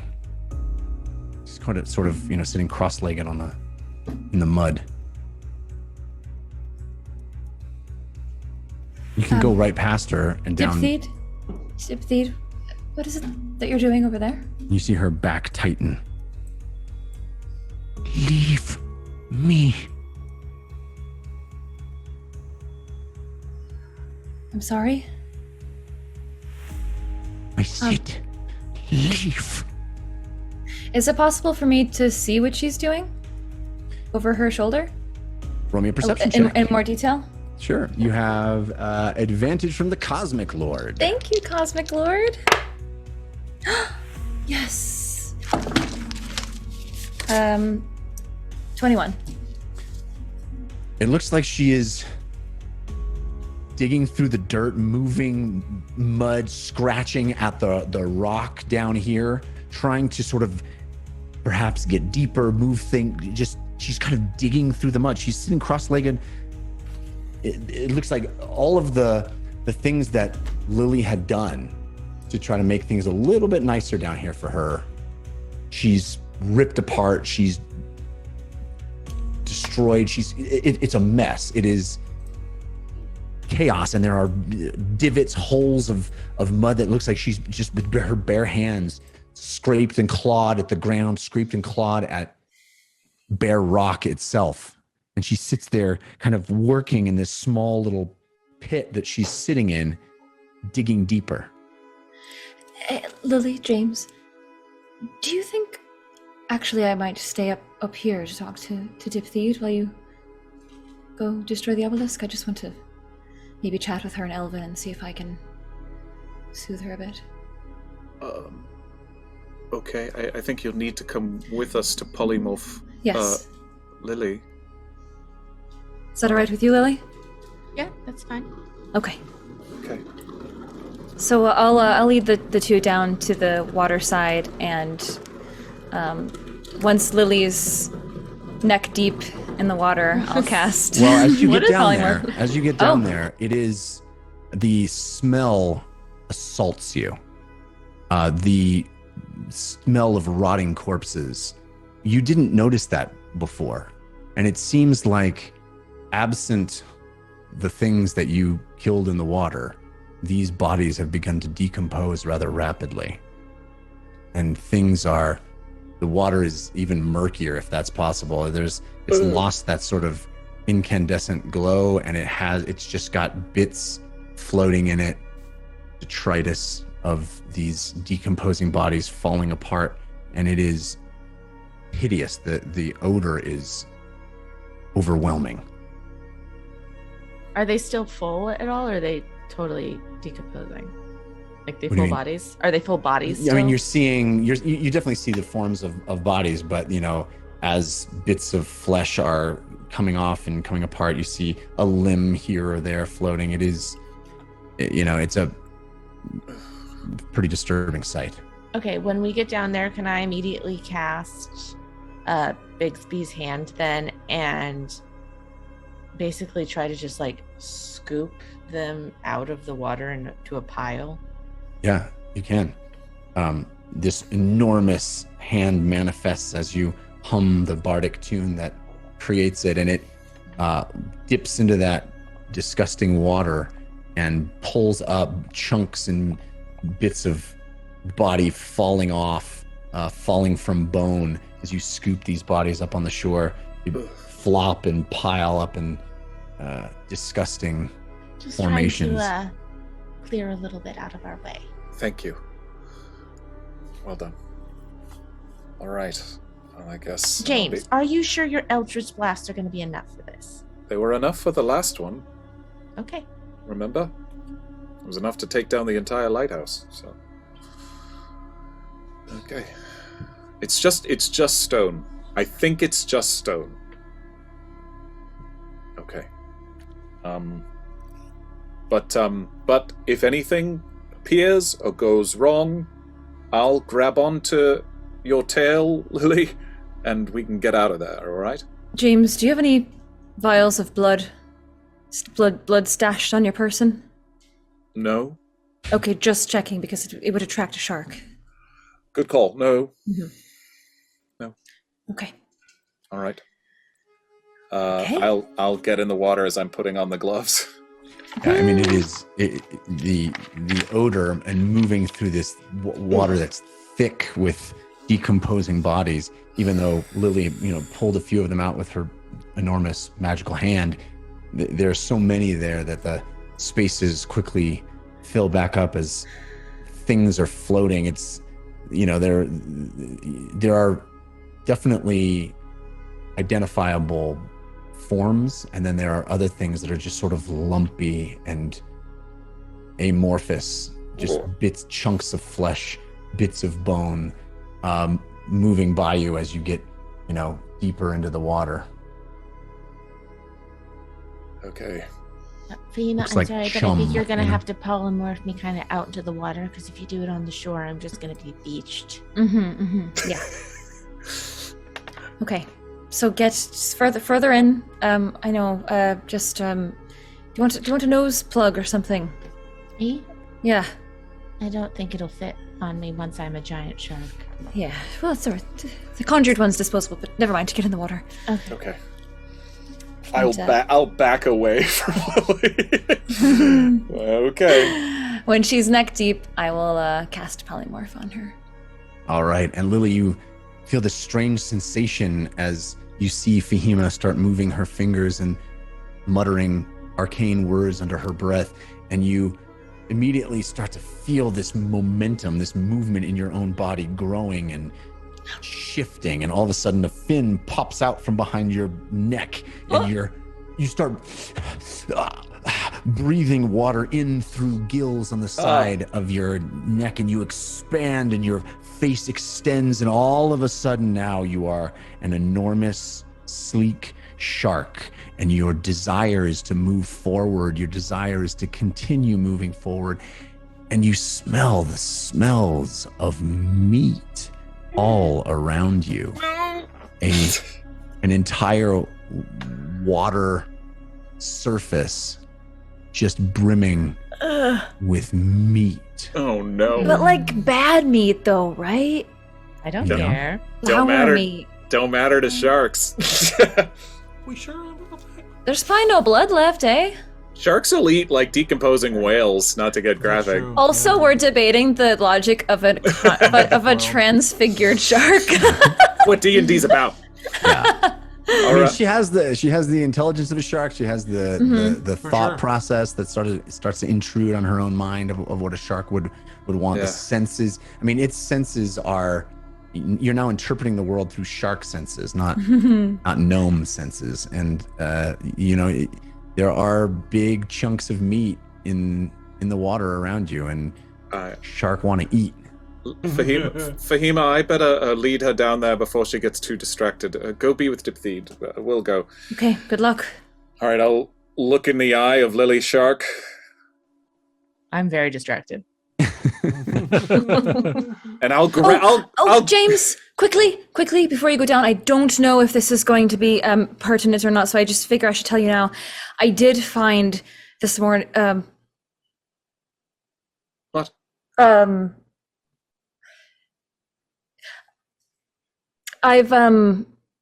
I've been studying the. Never mind. Go down. Never mind. Never mind. Go down. Is everything all right? Yes. Okay, we'll talk about it later if it's important. Smooth. Good luck. And she'll give him a big hug. Oh, okay. All right. Thank- Bye. Thank you. Bye.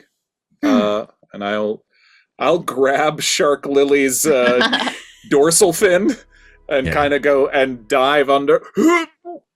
And You have the gloves? No, or no? I do have the okay, gloves. yeah. Yes, I do now. So you're able to breathe underwater with the gloves. Yes, but still kind of like holding my nose as I put my Yes. head under. Yeah, you don't want to breathe that water at the surface, certainly. And here we go. And I will do my best to be swimming in the direction that I was as an octopus last time, but guiding Shark Lily. All right. Yes. Shark Lily, what are you doing? I mean, I'm going with James because I still have some intelligence. Yeah, I mean, you have a sense of yourself. You're still. But I am you, definitely you have getting these- distracted by bodies, and probably having little snacks the whole way. Is my guess. I'm looking at a giant shark stats, and yikes. This is a big one. I'll awaken mind. Lily, come on, follow me. It's just a bit further, come on. Using awaken mind as I go. All right, so Kitty. it takes a while. I mean, its intelligence is a 1. No! Oh no! Yeah, giant shark's intelligence. Oh my is a god, 1. it is so Yeah. bad. I thought you said it was the smartest.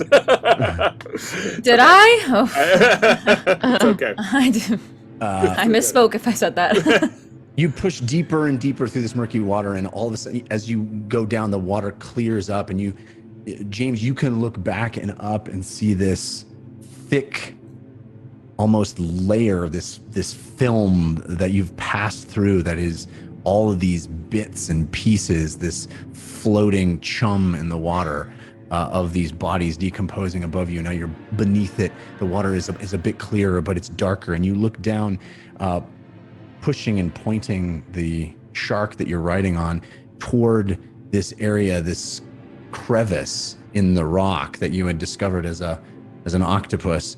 And Lily, you're feeling this push. I would imagine that moving away from the easy food source is not easy, but you are going deeper and deeper, swirling down, and you get We'll be coming right back, Lily. It's going to be all right. We'll be right back. get right to the entrance of this crevice that, as a giant shark, you'll fit in, but it is tight, and it is dark, even with your ability to see in the water. I'll keep going. All right. And Lily, I'll continuing? lead the way through the crevice. Or maybe, no, actually, I'll try to get behind her and make sure she can fit through. All right, so I'm imagining this I don't think I'll see you It behind looks me. like I'll just hit you. looks like sharks have blind sight. Yeah. That makes sense. Yeah, for 60 feet. Yeah, that makes sense. Oh, you're right. 60 feet of blind sight. You're right. Mm-hmm. They can sense vibrations in the water. That makes sense. I don't have intelligence, but I do have my initial goal in mind, right? Right. Oh, yes. So when I You- see the obelisk, I'm just gonna try and eat it. Okay. So as you get deeper and deeper, swirling down, it takes several minutes of diving, and then you eventually see this stone pillar with a symbol carved in it. Strange, this obelisk sitting at the bottom, the base of this lake, this reservoir of water. Last time I was here, I was an octopus, and so now that I'm here as myself, I think I would probably take a moment to look around, and while I'm looking around, The big jaws of this shark clamp down on this thing and shake it vigorously. It does not budge, even under the weight of its massive jaws. It does have a 23 strength. It's a pretty strong creature, but it does not budge this large stone pillar, this obelisk. Okay. Swim away, Shark Lily, please. Yeah, and you're still communicating using awakened mind to Yeah. again. Could you move for a second? I'm just gonna ram it. you bash into it, and you feel this searing pain as unable to move this enormous pillar. If she sort of moves out of the way, I'll start throwing Eldritch Blasts at it. All right, so in the depths of this water, as you swim, you've got these webbed gloves on your hands. You're able to breathe the water itself, and you see the shark slamming into it, and then you start throwing purple Eldritch Blast, the bubbles of the water swirling around as this arcane energy pierces the water and slams into the side. And you're just cantripping away. And Lily, you are slamming into it too. The both of you bashing it on all sides and attacking it. And at first, nothing is really happening. The stone itself seems to be barely moving from your repeated assaults. But as you stick with it and continue, just throwing blast after blast, your shark slamming it, coming back with its tail and hitting on the side, all of this effort, and you start to feel this this rumble, this breakage, and you see the sides of the crevice itself start to crumble and break around it, very similar to how the lighthouse crumbled and broke around the obelisk when you destroyed it back in time. Is it gonna cave in on us? Roll me a survival check. You Yikes. have advantage from a jar full of bees. Oh boy, okay. Do I have to roll that too? Sure. You use your stats. Thank you, jar full of bees. Survival, you said, yes? Yeah. 17. It does seem like there is a lot of movement on the edges around the obelisk itself, and then it starts to rumble and shake, and just as it does, you realize, oh, this thing is crumbling down all around us.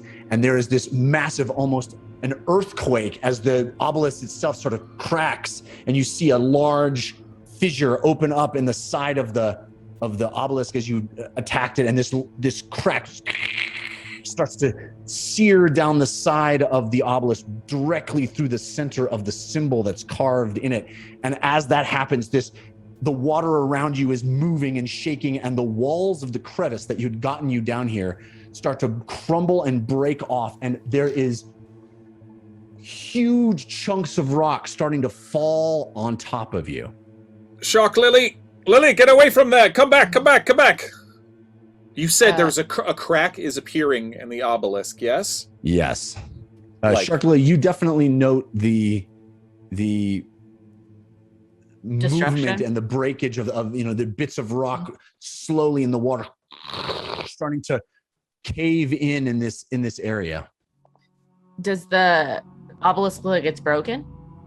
There's a big crack in the center of it, yes. But I mean, like, it looks like it's like gonna be gone, like significant. Well, it enough does. crack? It does appear like there's going to be a major cave in here. Yes.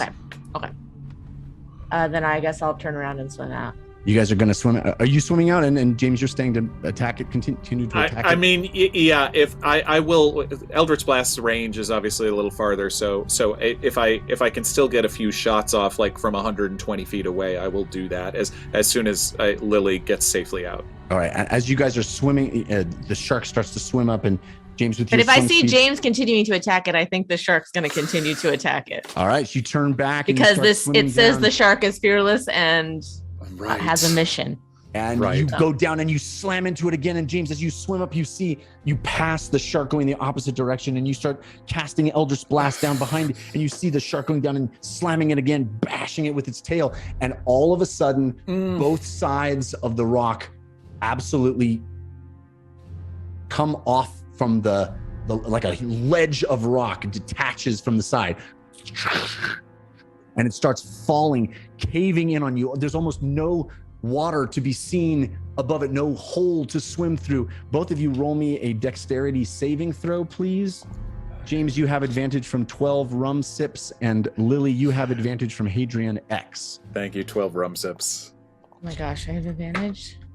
But your dexterity is an 11, so it's a +0. 13. 7. The rock caves in, and James, just as you get up and out and you see a rock come and slams you on the arm, and you take 4 points of slashing damage as the rock cuts into your arm as you pass by it, but you manage to move out of the way just the last second as this huge shelf of rock cascades down in the water, bubbles all around it, and you see the shark right at the edge of the obelisk, just as the shelf of rock blocks your view.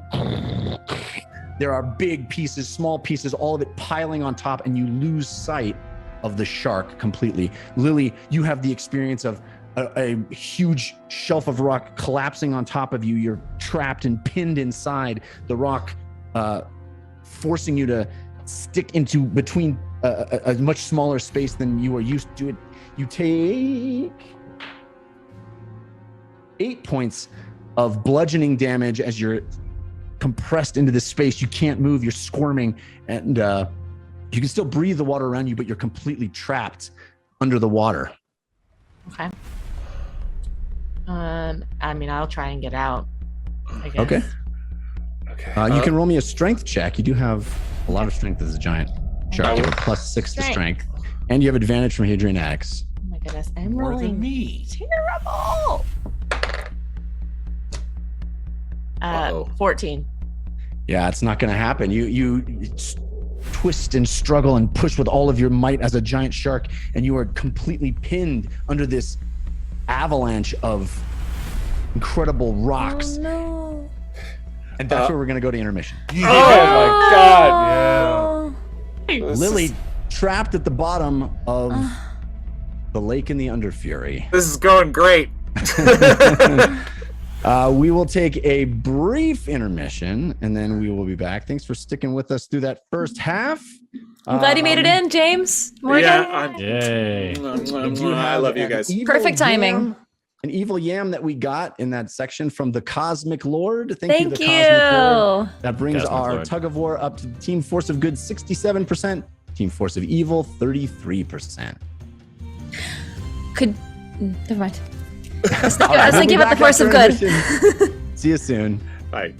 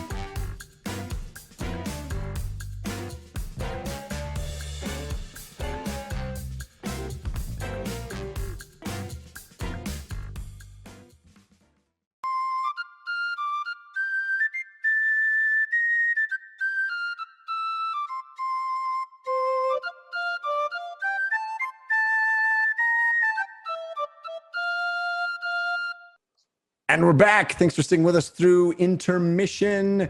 We got another evil yam from the Cosmic Lord. Thank you, the Cosmic Lord. Lord. 2 for the Cosmic Lord. Unbelievable.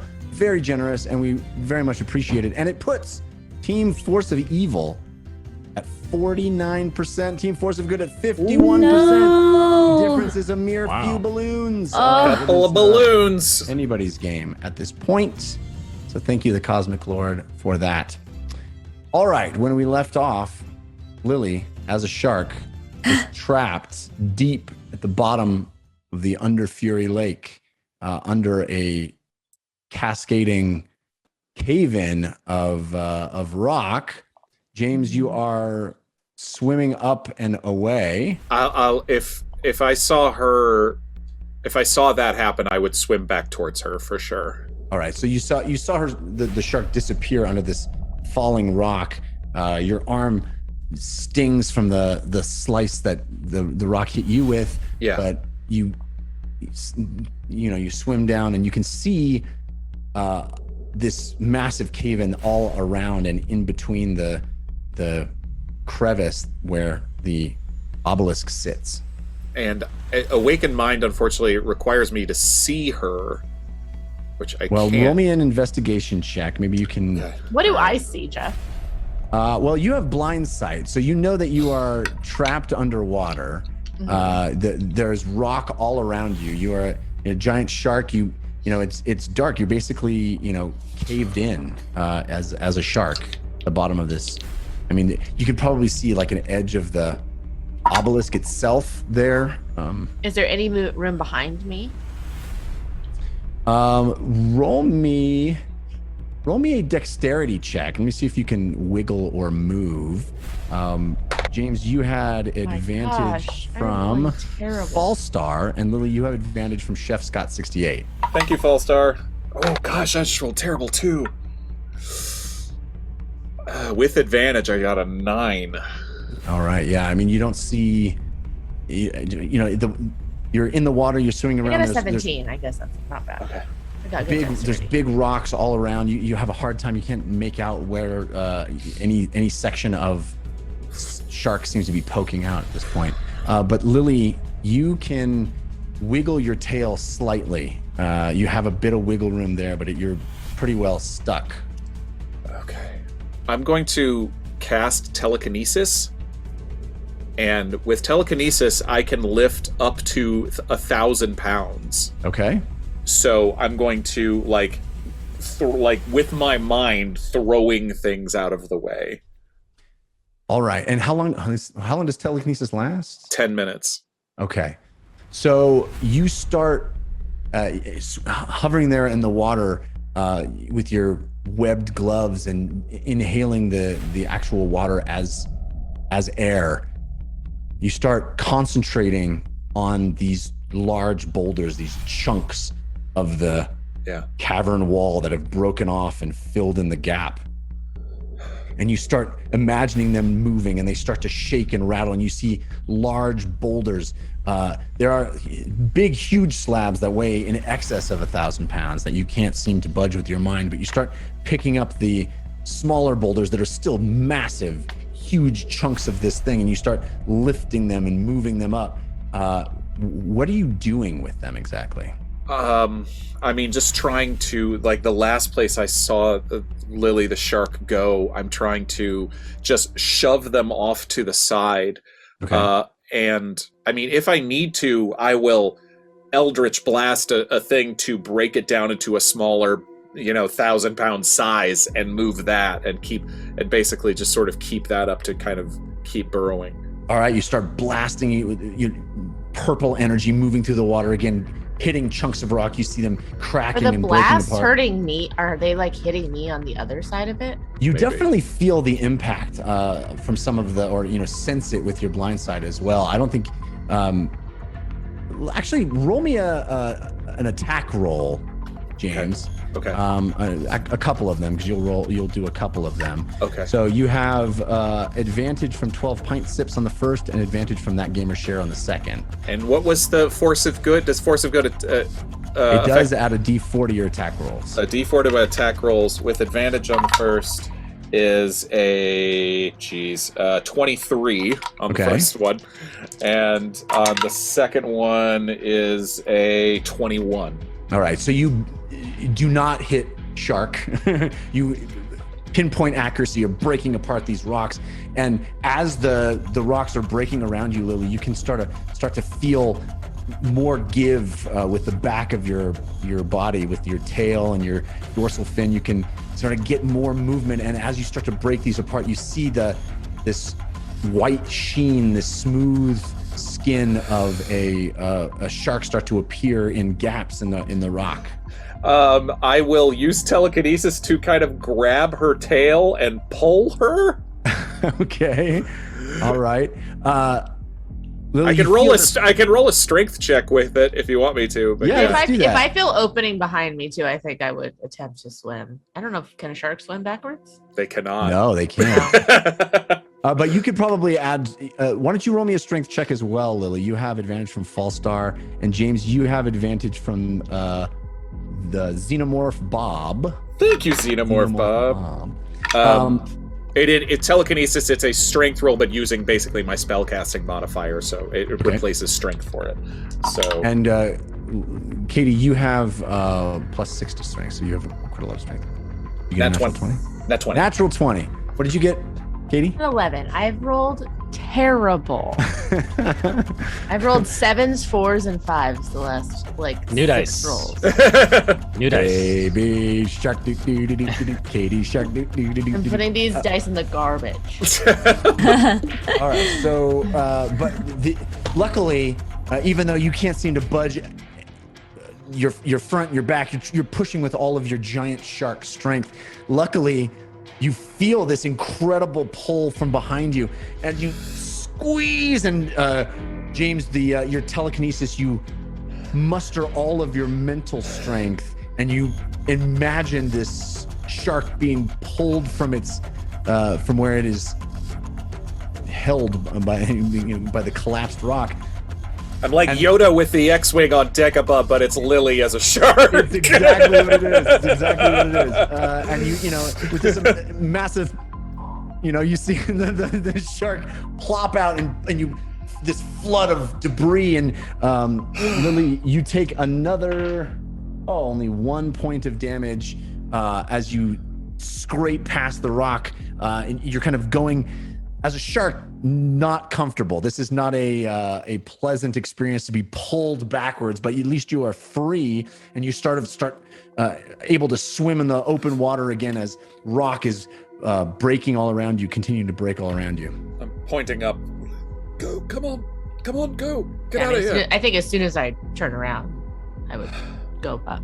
All right, so you start swimming toward the surface of the water at incredible speed. I think you have a faster swim speed than he does. Sure. Your swim speed is 50 feet. Yeah, so you're only at 30 feet, right, James, with those gloves. So the shark is outpacing you at quite a clip, but you are swimming up even as the sides of the cavern continue to rumble and bits of rock are breaking off. It looks like this whole section is just this entire chasm is kind of crumbling and collapsing in on itself. Much like the lighthouse did before it. The two of you managed to swim up the shark surfacing. You, Fahima, if you're still standing there, you see the dorsal fin coming up. Was there any bit of the obelisk visible as we were leaving? Roll me a perception check. You have advantage from kitty scritches. I wouldn't stay there. I would go up to talk to Right. Diph Theed. Okay.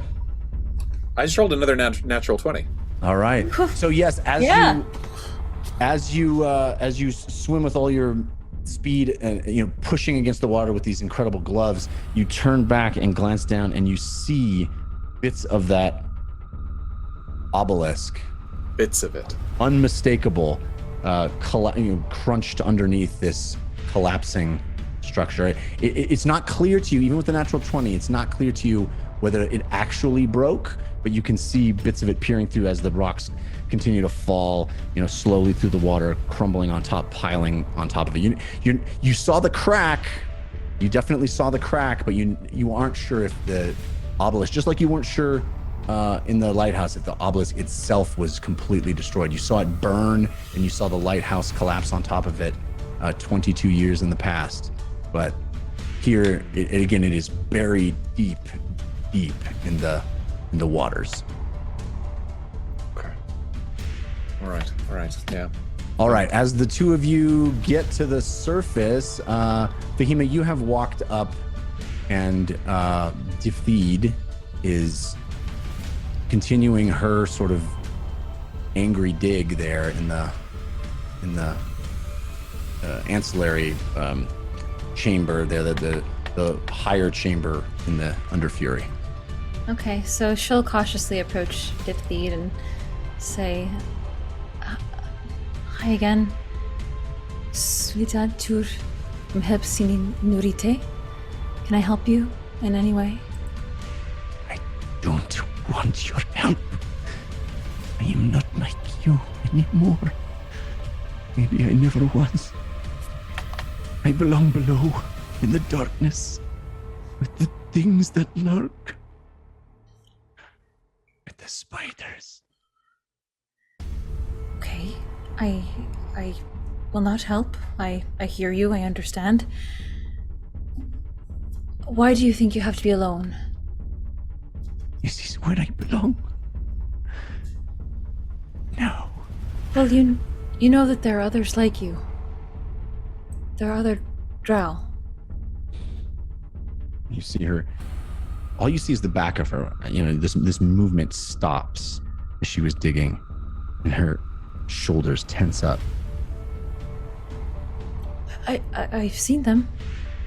Well, sort of. I've heard them. When I was with Calcutta Theed, I heard scores of them just conversing. Normally a bit quiet, but they were underground.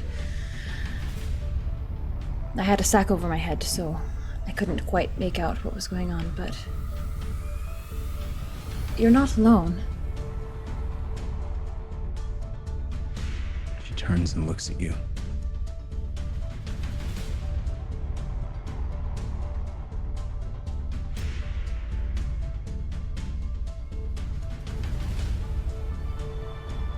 Perhaps I am not alone.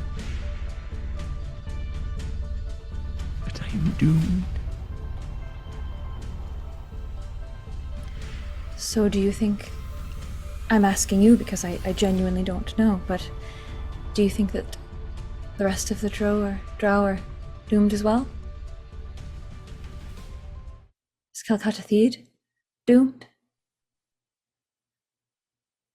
She is evil, as you say. I'm not sure that I personally described her that way, but she has done bad things. You tell me the truth. Is she evil? What do you believe, child? I don't think she's evil. I think that saying someone is evil is quite a strong word. I think she has good intentions, but is of course doing it all the wrong way.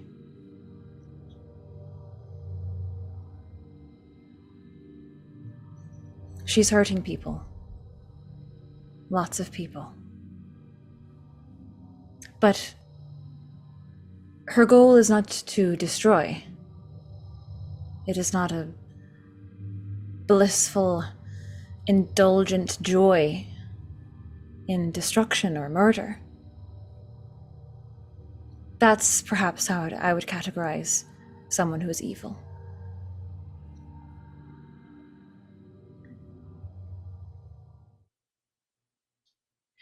Do you think it might help if you could find your community? If you weren't alone? Perhaps. What do you intend to do about Calcutta Theed.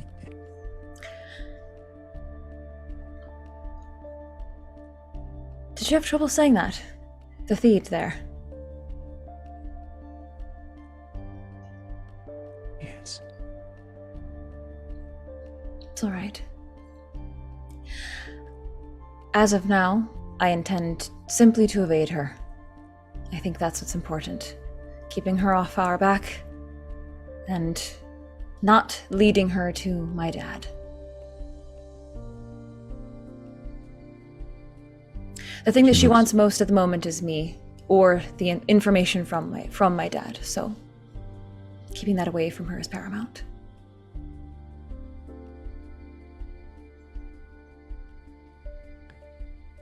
Your friends are not here. My friends. They can't hear you. No, they can't. Are you sure?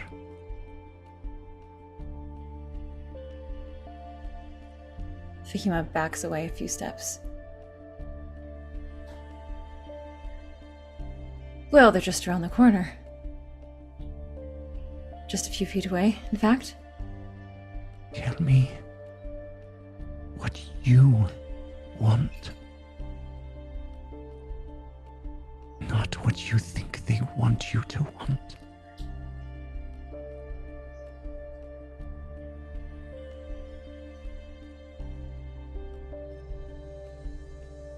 I just want to know how I'm the key to all of this.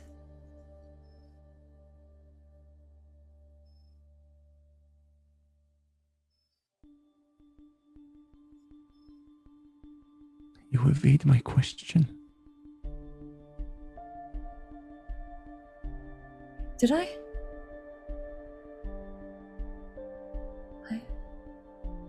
I answered it to the best of my knowledge.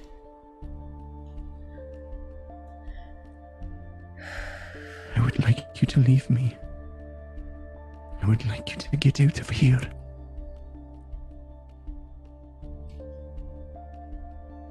Do you understand?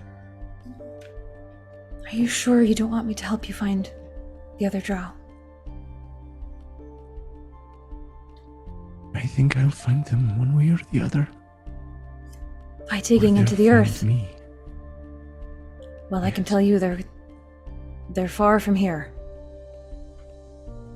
I could potentially get you quite close. You know where they are. Yes. I've been there. Well, if they're still there, that is. I mean, could have been moved.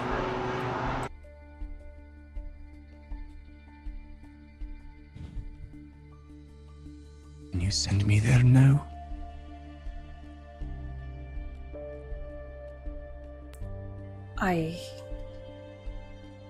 I could.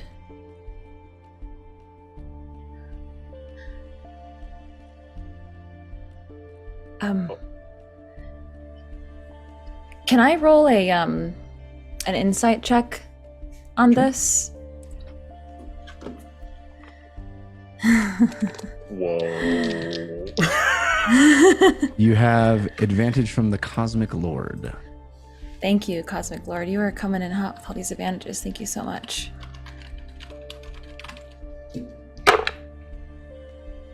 Okay. Where did I throw my stuff? There it is. 17. She's serious. Does she look as though she's hiding anything? Any kind of other intentions that she's covering up?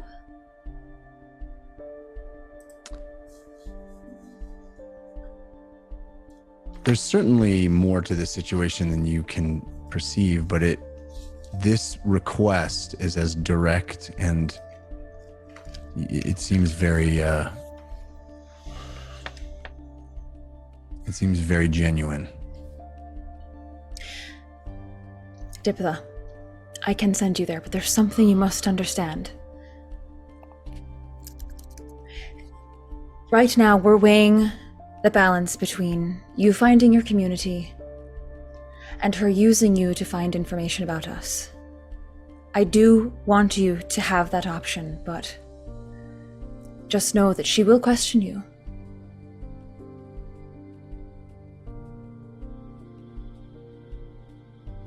She will know that you are... Well, I suppose she wouldn't necessarily know. I just assume that she knows everything, but perhaps she doesn't.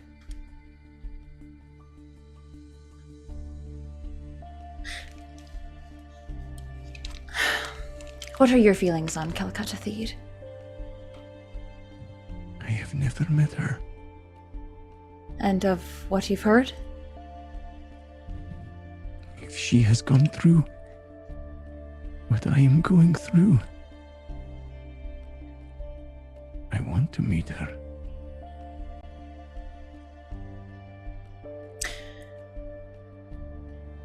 She is on the opposite side of the Wardens. If you want to protect the Wardens, you have to understand that working with her will go against that. And she will try to convince you, if she knows that you're an ally to us.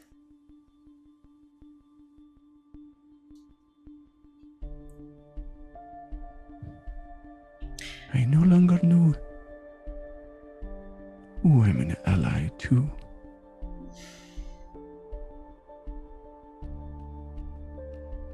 This could be a great opportunity for you to get to know the woman who is trying to take down the Wardens. She steps closer to you. Fahima stands her ground. She puts her hand up and grabs your lapel. She is slight. White fuzz coming out of the top of her head, pointed ears, dark gray skin, eyes hollow but with a fire in them that you've never seen from her.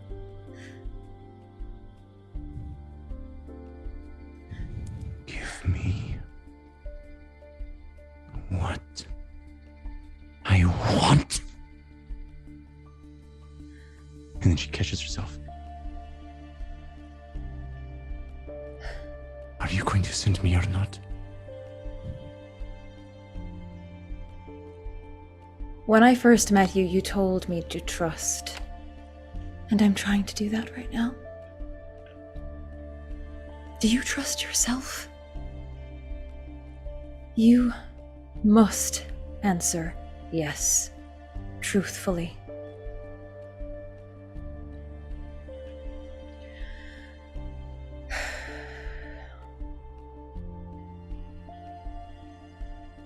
I've learned that we can only trust ourselves.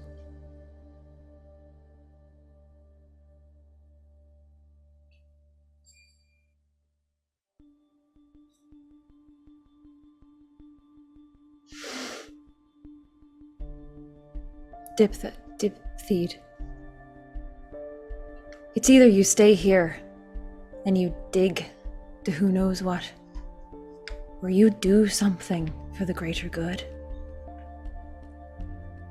You could do something that no one else in all of Ayn can do. You becoming a drow is a gift. It might be one of the only things that allows us to get close to her. One of the only things that helps us save the Guardians of Ayn. You can be responsible for this. You can turn whatever this is, perhaps it's fate, perhaps a god set it upon you, I don't know. You can turn it. But I can't send you if it puts my friends in danger. I want to. I want you to be with your community. I don't want to leave you here. Filling your nails with dirt?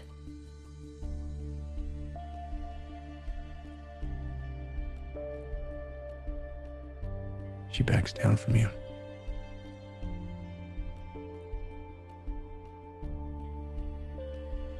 I understand your decision.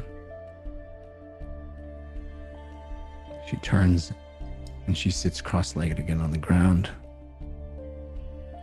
Back to you.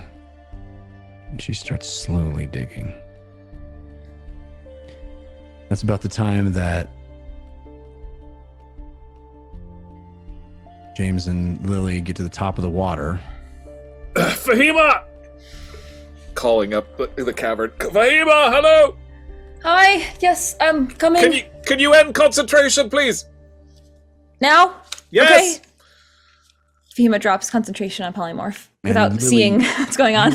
Immediately, as you're up on the top of this, the surface of this water, continually moving through all of this chum, all of this meat that you smell and feel and kind of desire, all of a sudden you start to change back, your fin receding, your body shortening, and all of a sudden you are a gnome just paddling in the water, back to yourself, back to your normal intelligence level. Here, I'm back. Oh, Are you Lily all right? pulls a little bit of bloody orc out of her. Oh, God. Are you all right? Are you all right? That tasted very good 10 seconds ago. Ugh. I'm good. I'm good. Okay, I'm so sorry. I'm so sorry. I feel so stupid. Why? I nearly killed you. I think it was a group effort. I'm sorry. If it makes you feel better, I never felt scared. Okay. Yeah. Let's get out of here. Come on. Reach my hand towards you and pull us out of the terrible water. We do need to bring these bodies up for Uggo eventually. Yeah. Somebody. Yeah. We'll probably need to clean up down here. Well, he wants to present them to the people, so. Oh. Okay. But I don't know if As evidence? kind of in the trial of Brakka. Yeah, can't you send a cart? I think a cart is in order because they're Yeah. kind of falling apart, and I think if we each take a body, it's just going to be messy. And Is everything all right, Fahima? No, actually, I talked to Diph Theed and I want her to go back. I want her to be with other drow. I think that would be best for her. Oh, wow. But that would involve me sending her to the Ashen Mage's lair. And you can cast teleportation circle to her. You would literally be sending her right into the arms of Calcutta Theed. I did speak with her honestly about this possibility and tried to convince her. I mean, when we met her, she wanted to protect the wardens. But now she can't trust herself. It seems she's being pulled by something, and it just seems that she's too malleable. This could be a very interesting idea, though. Well, the way I'm thinking about it is we could plan all day and try to come up with something to feed her so that she's sort of on the inside for us, but I know what the Ashen Mage is capable of. And if she has this connection to her, this connection with the drow, I think that'll supersede anything that we tell her. Her desire to protect the wardens has to be of the utmost importance, and it no longer is. I think Torvald should be a part of this conversation. Where are Uggo and Civ? Sorry. Civ is running errands, Okay. and Uggo is talking about the trial of Brakka and his replacement. Okay.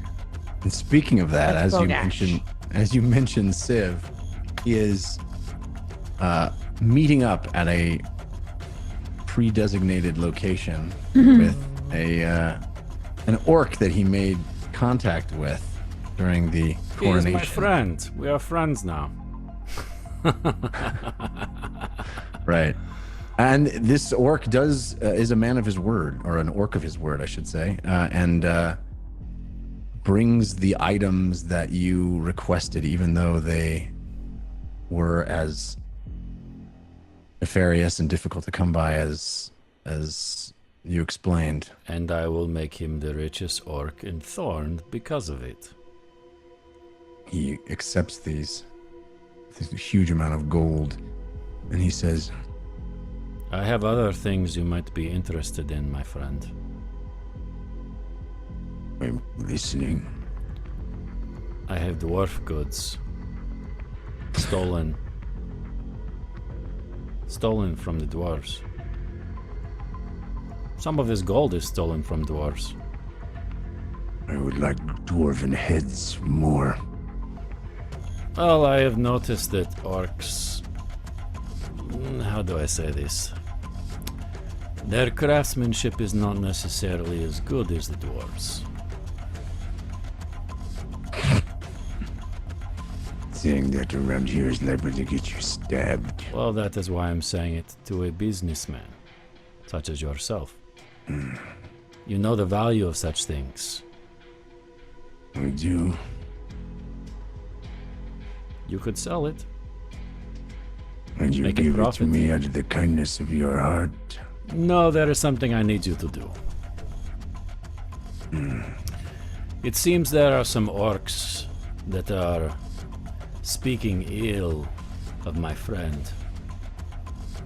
I want them to be quiet. It's not an easy request. That is why I am paying you. They will shut up if they are giving something, and if they don't shut up, then I expect you to shut them up. Permanently. Yeah. I understand. I don't want you to be very aware of what you're asking, Tabaxi. I want you to know who you are talking to. If anyone says anything about my friends, they are dead to me.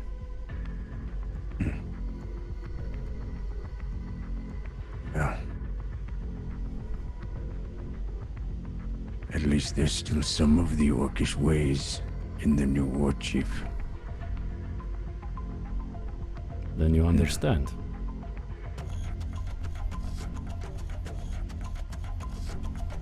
I understand. Good. Usually orcs are more direct than this, but Well, my friend, he has principles. He believes in Amanda, the Candle Queen. He is a good person. I, on the other hand, am not. And I don't want anyone to try to overthrow his reign, should he go away for a little time. He will need muscle.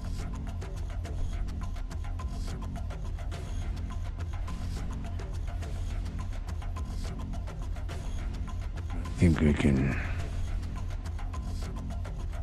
ensure there will be quieter voices. Silent voices. Good. And when I return, I will pay you again, the same amount. To ensure this stays a peaceful change of power. Peaceful. Well, on the surface, yes. Yes. Alright, Tabaxi. I get to kill and get paid for it. Not a You get to bad kill the deal. ones that are not willing to take the gifts that I give you. If they don't take the gift, then they must be silenced. I understand. Good. I'm glad we want- see eye to eye. I want all of it. Fine. I start taking out all of the dwarf goods that I purchased. There are nice crossbows, swords, axes, shields, helmets, armor, everything you could possibly want. About that. And he indicates your bow. You want this? I tell you what. If I come back, and everything is as I say, the bow is yours. That is my insurance that you will do as I say. Otherwise, I am giving you 900 gold worth of stolen dwarf goods, and you could just take it and do nothing.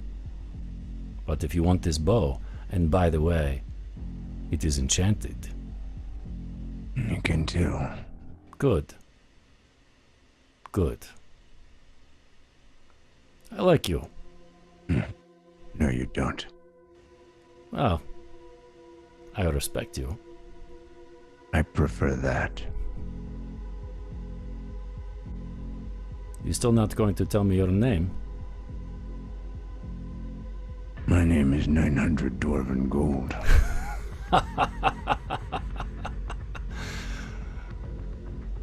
I like that name. It is a good name. Oh, and by the way, I don't need the cart, but I'm going to purchase it from you anyways, because a deal is a deal. Now it is I who like you. I mean will what see I you say. again, Ubexi. You will. You will. May your enemies die at your feet. They usually do. All right, good. so Snap. you've already spoken to Brakka. Where are we? We need to get everybody reunited at this point, right? We've all done our tasks. Yeah. Yep. Well, there's the trial of Brakka, but I'm assuming we can all be together for that. Uggo has organized that with Bogash. So, James and Fahima and Lily, I'm assuming you guys are leaving the Under Fury. Yeah, make our way back to the. For now, yeah. Ugh. Okay. Yeah, leaving that very sad sight behind us. Could we? Okay. Yeah, I guess heading back towards the house. Yes, yeah. Yeah, there's the giant hole in the front. Correct. Can't miss it. You kind of can't miss it, you know? First gaping hole on the left. The open floor plan, as Lily said. Yeah. Okay. All right. So I'm assuming everybody's kind of coming back and reuniting back here. Oh, heck Uggo, yeah. is there anything I'm missing that you wanted to accomplish? All right. You're muted, Ron. All right. So eventually, the entire team makes their way back to the residence, shambling back in and reuniting, having all done what they set out to do this day. James, how Hello. are you? I'm all right. I'm all right. Lily and I had a bit of a scare destroying the obelisk, but we're So okay. you did go to destroy the obelisk. I think we did. I think we were successful. We caused a bit of a cave-in. Did it crush the obelisk? I think so. It's Good. hard to tell, but it's covered. It's covered in rock and rubble. Did you not crack the obelisk itself at all? We definitely damaged it quite a bit, but it almost crushed Shark Lily. I was fine. Yeah, she was fine. Does she say that with a shark-like intensity? I said that wiping a little bit of blood off of my. Yeah. Oh. That's intimidating.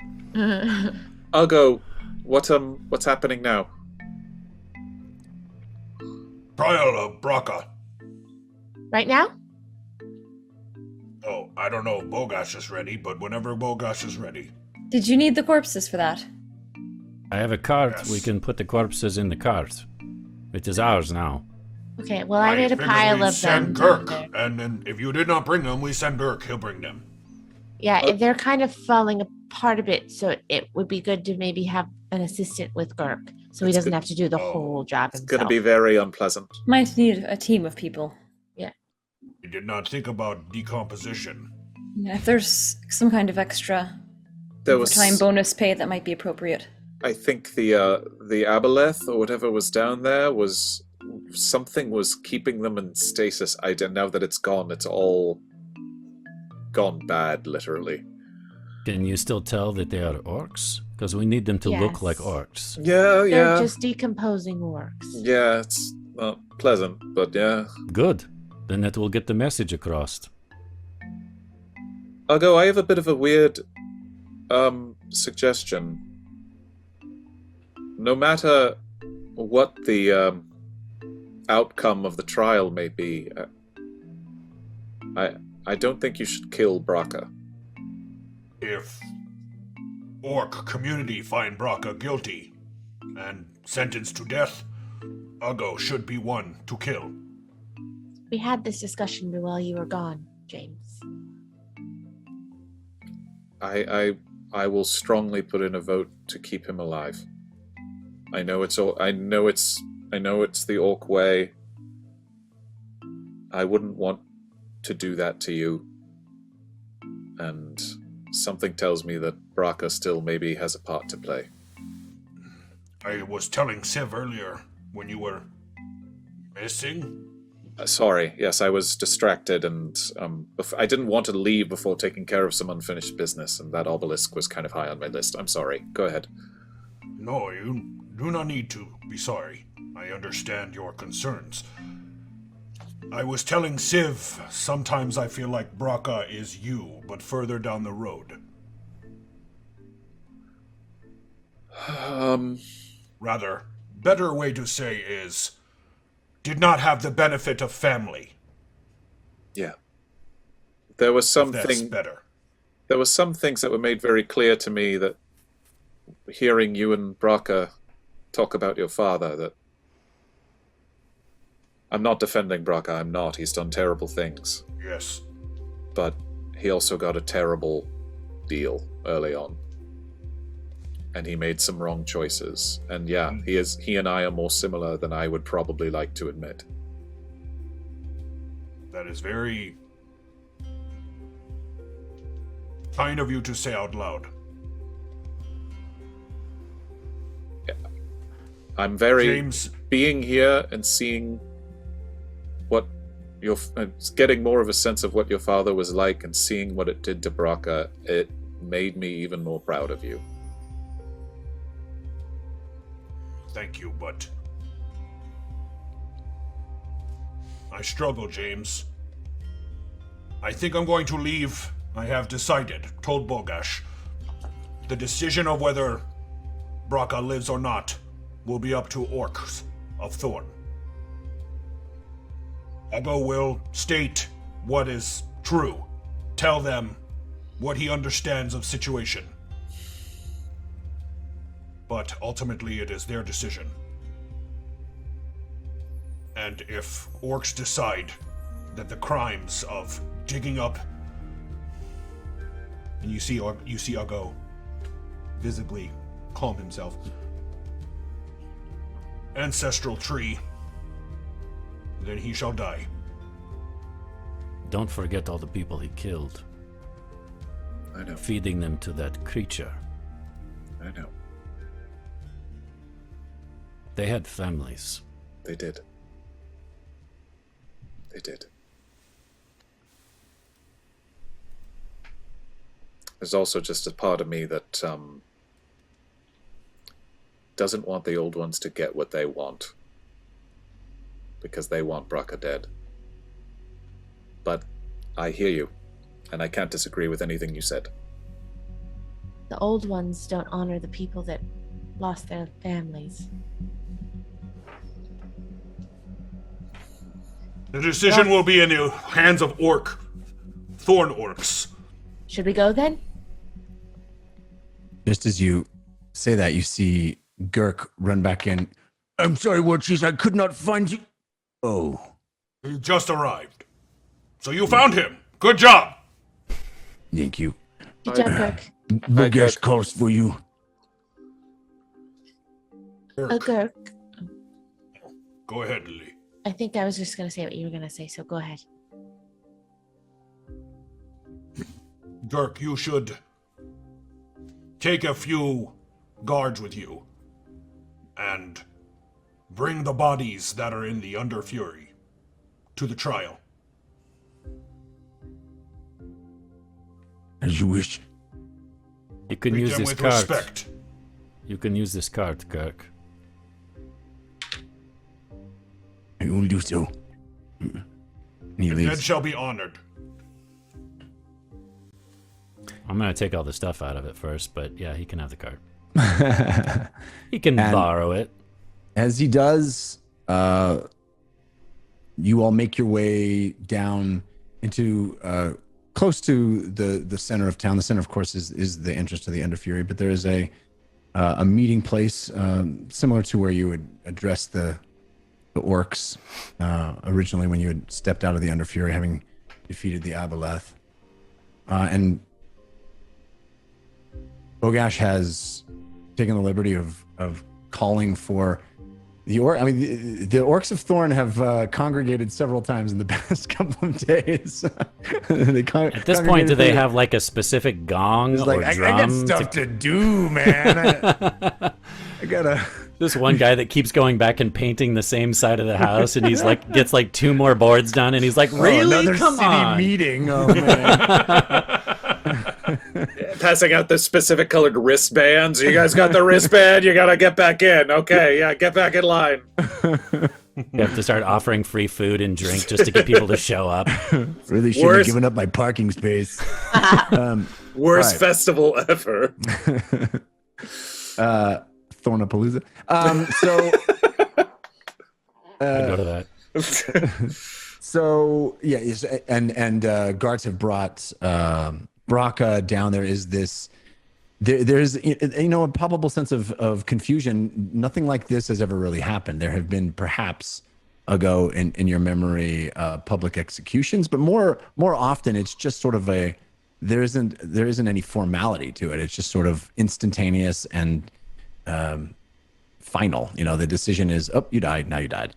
There's much of this ceremony and this including of the presentation of it all is very new to the Orcs of Thorn, and so there's this confusion that persists. Lots of changes happening to the procedures in the city, but Bogash, of course, convenes this meeting, introduces you again with your long title that he got from Siv's poem, and as the orcs settle, Brakka, the gag removed from his mouth, he bound and standing there, his head bowed. He looks at you, Uggo, and he says, I'd like to speak to my people. You will get the opportunity.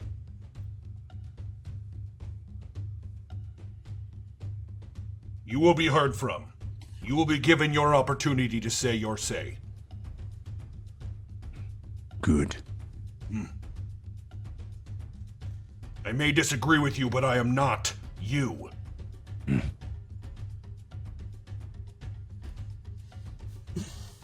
Go. Rage Fist, you may proceed with the trial of Brakka. Rage Fist. Thank you, Jeff. Bogash. I'm gonna sneak off into the crowd when all of this is happening.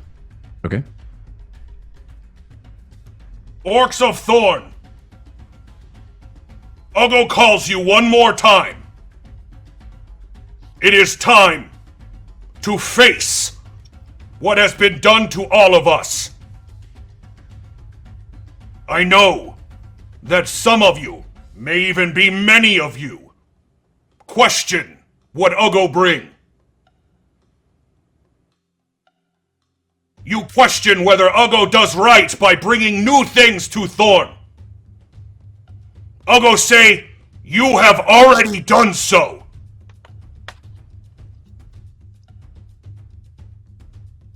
And he looks at Brakka. Brakka! Brother of Uggo! Disgraced war chief! He dug up the ancestral tree and gave it to Ukdun so he could find Uggo. He already knew where Uggo was. Uggo refused to come. So he disgraced your family, our history.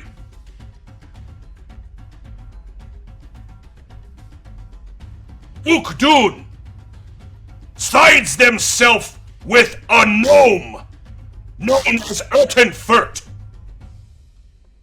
He brings new technology. Ukdun seems not to care. So Uggo say, it is time. It is time Thorn orcs think for themselves. We have been under the thumb and been told what to think. So Uggo brings a new way.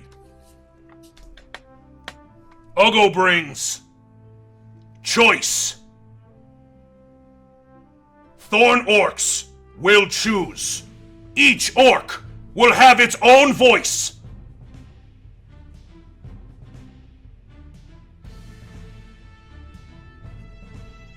Do not be afraid. Oh, that is wrong. Be afraid. Think of your fear. Remember it. It is an engine. You have not been... What is word Uggo look for? You have not been put off. You have been shown a new way. And Uggo looks for Gurk. Is Gurk anywhere around with... Yeah, of course. He would have joined you. Gurk, the kind! And Uggo says it out loud and looks in the crowd. He raises his hand timidly. Bring! What I told you to bring! And he wheels this cart of decomposing orcish bodies over to you. Uggo looks inside. You can see him kind of turn his head real quick when he realizes what it smells like. He steels himself and he picks up a body as best he can and holds it high.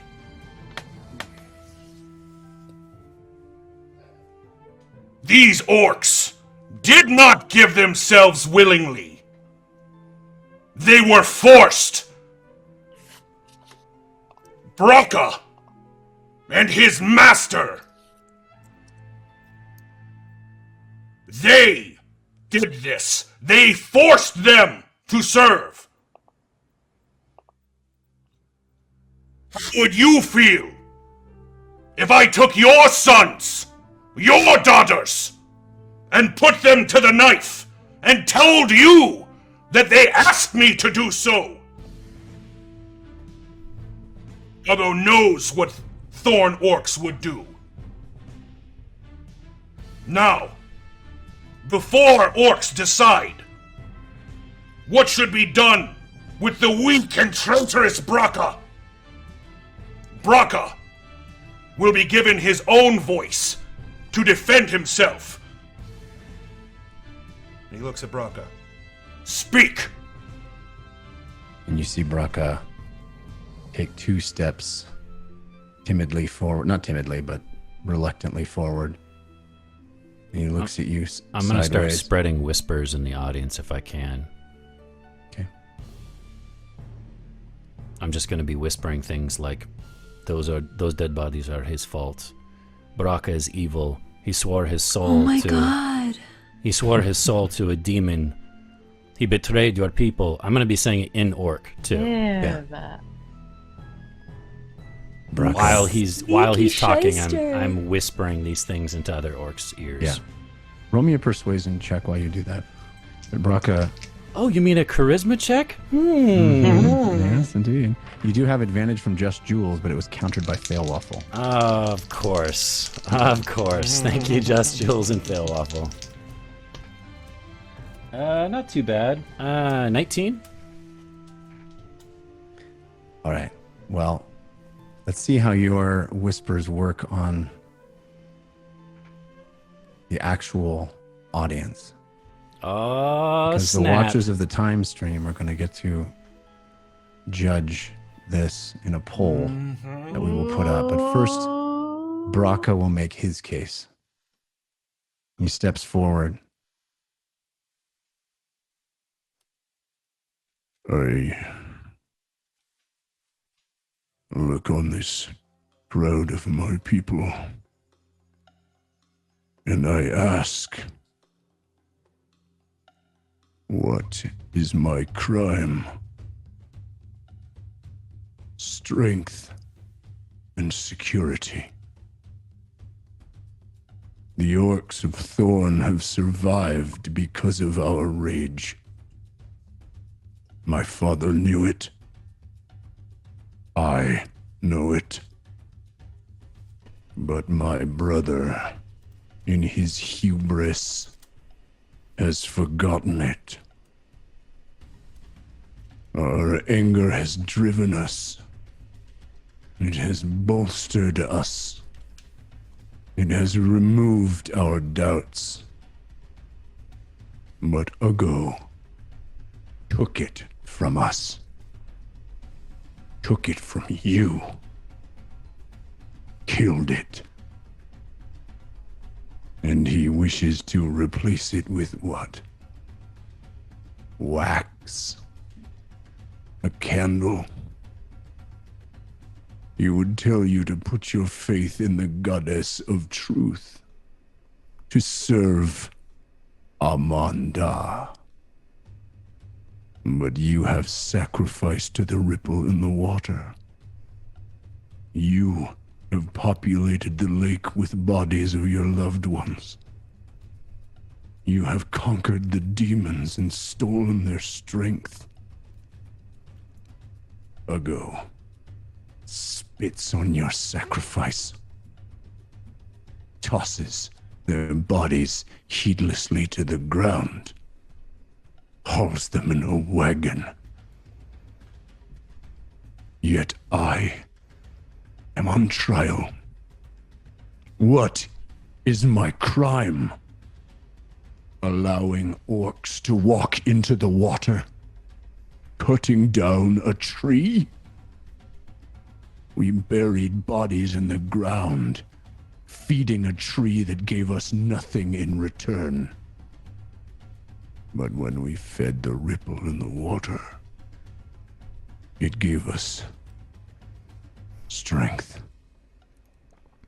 purpose, clarity. It turned our bravest into the Tenaruk, shielded them from fear. But now, you feel it again, do you not? You are weaker because of Uggo, your reluctant war chief.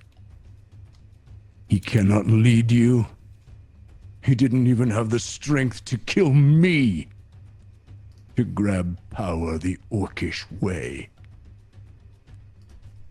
Even now, Ukdun asks for more troops. They call on our oath of unification, the oath that I made to strengthen Thorn. They want to crush the dwarves and take Nelrim once and for all. Will Uggo send troops? Who will he send? Uncertain orcs who have lost the fury that strengthened them? Or will he betray Ukdun, destroy the Alliance and force them to turn their ire back on us? force Thorn to defend itself once again from our Western brethren. It was easy when we acted with aggression. But that aggression is gone. Can you feel it? So I ask you again, what is my crime? I made Thorn and all orcs stronger. Uggo. And he turns and looks at you. You have returned, Thorn. You have returned here and made all of us weak like you. And the orcs of Thorn see through you. They will seek power in strength again. It may not be me, but it will never be you. Thank you, Brakka, for your wonderful words. They ring hollow, brother. If I believed a word you said, I'd still be a Thorn orc. I would have grown up here. I would have made enemies and seen them lie at my feet. Those enemies would have been whom? More orcs. So you talk of strength, and I brought your families out of the water, and shadows, and lies. I'd never once have said that Amanda is the way for all of Thorn. Uggo has only said Amanda is the way for Uggo. Because Uggo understands choices and the consequences of them. Whereas clearly you do not. Now, you say I betrayed them. You, and especially Father, sold Thorn to the highest bidder. Those who live in the darkness and the underfury. Those who drowned our families under the guise of choice. I may not bring you strength in the way that Brakka defines it. And I may not appear to be angry as we once were. But let me show you again what my choices have wrought me. And if Thorn orcs make the same choices, might apply to them as well. My anger lives on stronger than ever. And Uggo will rage and bring forth the ancestors. And these three spirits erupt from the back of Uggo, and there is this incredible reaction from the crowd as they see the spectral forms of the female orc, the huge ogre-like orc, and the male human. Uggo goes to the male human. Ancestor, what say you?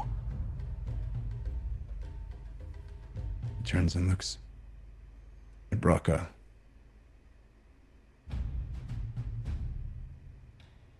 Death. Uggo goes to the female orc. Ancestor, what say you?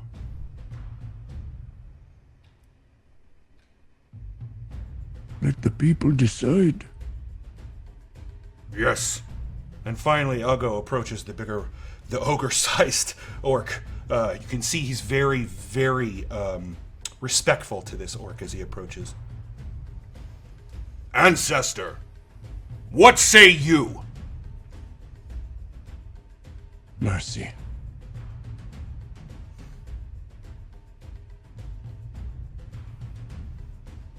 Thorn! Orcs of Thorn! Ukdun calls upon us. But Ukdun calls on things they do not understand.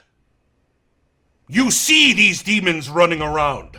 You see them wreaking havoc on the countryside, killing our game, killing our orcs.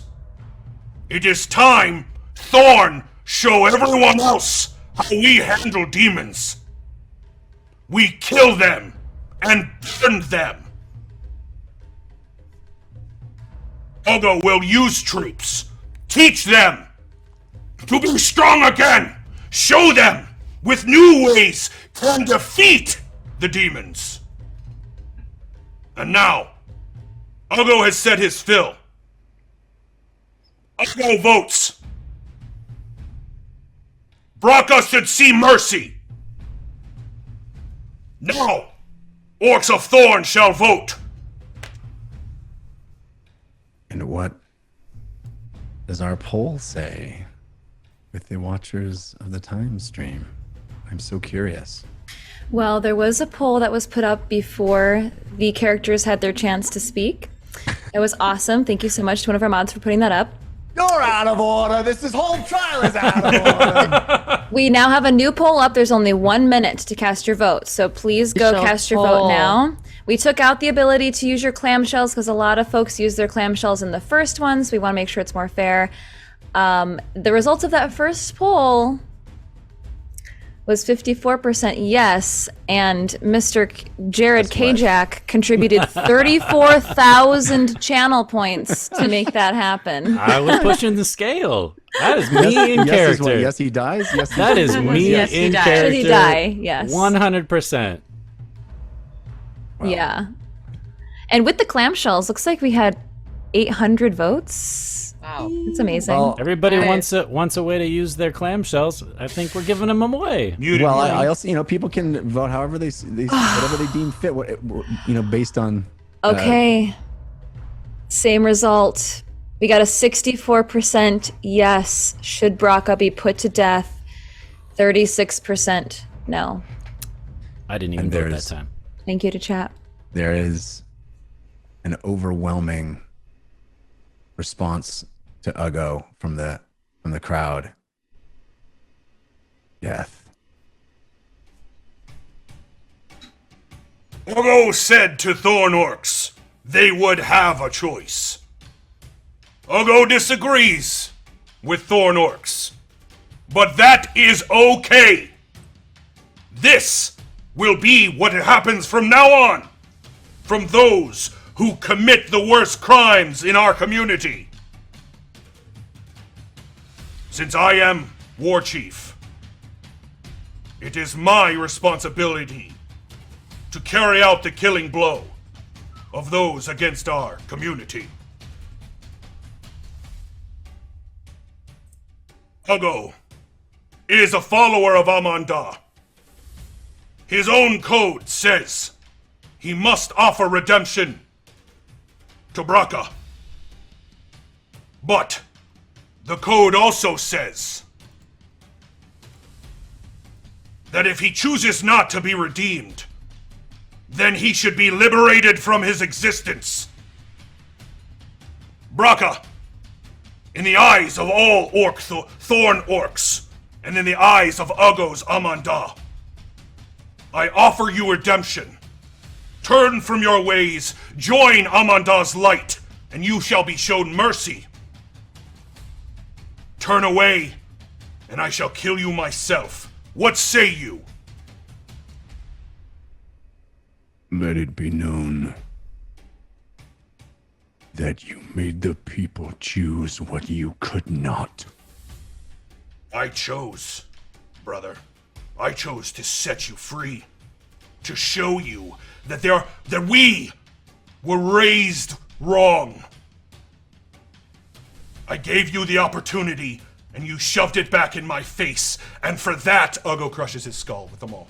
Oh! And bits of skull Oh my god. and bone and brain matter splatter across the surface of the ground. A big chunk hits Gurk right in the face. And the headless body of Brakka collapses as blood spews from the stump of the head. And Uggo, tears streaming down his face, looks at Girk and says, "Feed them to the vultures!" And he goes to the bodies that are in the bin. "These shall be the new start of a new ancestral tree. They paid the greatest sacrifice. And Uggo showed mercy. But redemption was not chosen. Let this be a warning." And then he leaves. Lily's gonna just get gonna the run horse to after start. Uggo and just. As Uggo starts to leave and all of you start to fall after him. I want to there's get the this- orcs chanting Uggo. No, they are chanting, but they are not chanting Uggo. They are chanting rage, fist, rage, fist, rage, fist. And it builds to a crescendo. Rage, fist, rage, fist, rage. And that's where we'll end tonight. And Hi, everybody. Hopefully we're back. yeah, I don't know how many of you are still with us, but Oh my we had a little gosh. technical hiccup there. Our producer's internet went down, but we do have some business to do at the end of the show because we are supported on Patreon at patreon.com/thedungeonrun, and some of our highest subscribers, some of our highest donors on Patreon get as a perk us reading their names out at the end of the show. Team Force of Good and Team Force of Evil, and we do that in the form of a game. So we did not want to sign off tonight without doing that. And the style, well, let's find out who's doing it first. For clarity, first, I think I see some people asking. Yeah. Jeff literally ended it, no joke, 10 seconds after we Yeah. That was it. Could have been 40 seconds later. I mean, do we want to do it? I kind of want to do it. No. Because most of the people I got that'll watch goosebumps. this- most of the people that'll watch this are gonna have seen it. They'll have seen it Yes. already. Because we'll Yes. put it in. It was the chants of Rage Fist were what took us to black. Like, Yeah. Yes. Yep. There was so much rage, it broke the internet. Yeah. Literally broke the internet. Literally. It Brakka the internet. R.I.P. You mean it's Brogan? Brogashed? It's Brogash. It's Brogash. Bogash. Bogash, We have to Brogash. officially change his name to Brogash. I think it's a nickname. I think it's a cute nickname. Keep it. Keep Oh, calling him Brogash. Brogash. He's like my Brogash. We're totally bros. Gashes. Brogashing. Okay, so as I said, Team Force of Good and Team Force of Evil, we read their names out, and I'll roll die to see who is the lucky winner tonight. It is number 3. Hey, that's me, baby. Right. So your Team Force of Good reading will be in the style of a bedtime story. Oh, we did that. We did that for Did that one Sapphire. already? Story. Yeah. Did we? Oh, okay. All right. It's going to be totally different, though, because I'm sure Morgan didn't necessarily This was see that. submitted It's a by billion bedtime stories. Okay. Yeah, a concerned citizen of On. Yeah, it's great that Morgan gets to do it because Okay, he wasn't great. part of that. That's true. Okay. All right. Ron, Katie, are you tucked in? Yeah. Okay, good. All right. Everybody brush their teeth. Everybody, okay? Yeah. We're Check ready? under the bed though. No, for sure. Okay, don't worry. There's You no... didn't look all the way. All right. Hang- bed. There's no Armando 89s under there, I promise. I'm right here. Hadrian X, get out of the closet. Stop Come on. ignoring me. Listen, would you leave? Hey. Do I not thought we were Wilbur going to talk Jr. about this this. for me. We need to make them stronger. No, get out of here. Okay. Test the children. Test them. All right, listen. Your Uncle Wilbro Jr. really wants me to scare you, so I'm going to make this a scary story. Okay. Now, once upon a time, Fenderil was the king in a mighty land of Iar Mukau. But one summer, the land of Iar Mukau had the dark shadow of the Gold family come in over the mountains. And it was, yes, and the people were horrified as their crops wilted and their livestock were made sick. They didn't die. None of the livestock died. I promise. Both families, the neighbors. No. The livestock are totally okay. But one day, the sun shone through the trees, and who came out of the magical forest?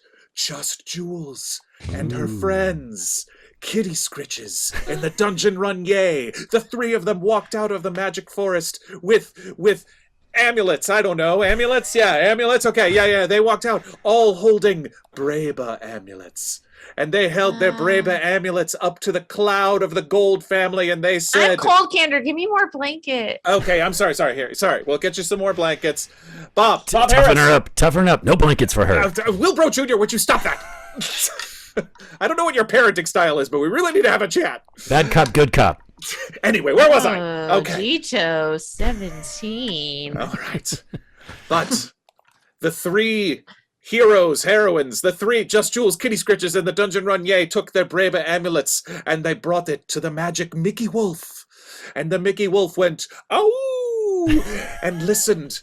And the Brakka amulets and Mickey Wolf combined, and they shot a pure beam of poo monkey straight up into the sky. This doesn't good at all. Jeff, what are you doing over there? I don't need judgment. You tell the story tomorrow night, Jeff. Good night. Yay. Good night, children. And the king and queen, known as Your Past Decisions, and Dazed and Confused. No wonder this realm was in trouble. I mean, when that's the name of the king and queen, and Your Past Decisions and Dazed and Confused. And truly, the cloud of the Gold family was gone, and Beaker Parr did reign over all the land. Good story. Go to sleep. Go to sleep. I like how the cloud is both dark and gold. Yeah. Dark All right, gold. Dark gold. Our team Force of Evil will be read by number 5. That's Woo, Katie. Katie. All right, so Katie, you will be doing it. Hopefully, I didn't also double up this one. This is also submitted by a concerned citizen of Ein, who is really knocking it out of the park with the suggestions. Yeah, he's great. This is a PA announcement in a grocery store, like, clean up on aisle 4, huge scale type stuff. Yeah, it's a thing that used to... And the specials. They always talk about the specials on, like, meat and cheeses. Yeah, right. So you are a PA announcer in a grocery store. Grocery store. Okay. Hello, everybody. We've got a daily change box that I want to announce to all the lucky folks who are shopping at our store. We've got tomatoes are down to clown. That's right. They're down to clown, which if you shop here at a change box, that means they're 50% off. So don't walk to the produce section, except do walk where Gary is mopping the floor. It's slippery there. Okay, I'm J-rocking out for now. Good luck with that special. Oh, it's me, Scorpion Plate, signing on one more time. Just want to tell you about a special deal on the Carson and Aisle 6. The Carson and Aisle 6, all right. We've got a real Fernando the Jackal special on the Carson and Aisle 6. That's right. Fernando the Jackal. And if you shop here at Chains Box, you know that Fernando the Jackal means it's 10% off. This is some low-budget grocery store. 10% off. Okay. Weird. It's a code I can't figure out. Down to clown means 50. Fernando the Jackal. 10%. Forest Stealth 86, can we get you to aisle 1 for a cleanup in aisle 1? Forest Stealth 86. The tomatoes were a little too down to clown. I'm sorry. We got a real shiny 8-bit boo situation on the floor here, if you know what I mean. And for those of you who don't shop at Change Box, the shiny 8-bit boo situation is when a small child, in this case it's I Think I'm Nuts. Is that your name? Nope, not his name, but we're going to go with it. Has peed on the floor. Oh, yeah. All right, so there's a real pee cleanup on aisle 1 here, or as we call it, a shiny 8-bit boo. Shiny 8-bit boo. Okay. Right. I'm writing this down. Another Change Box store announcement here.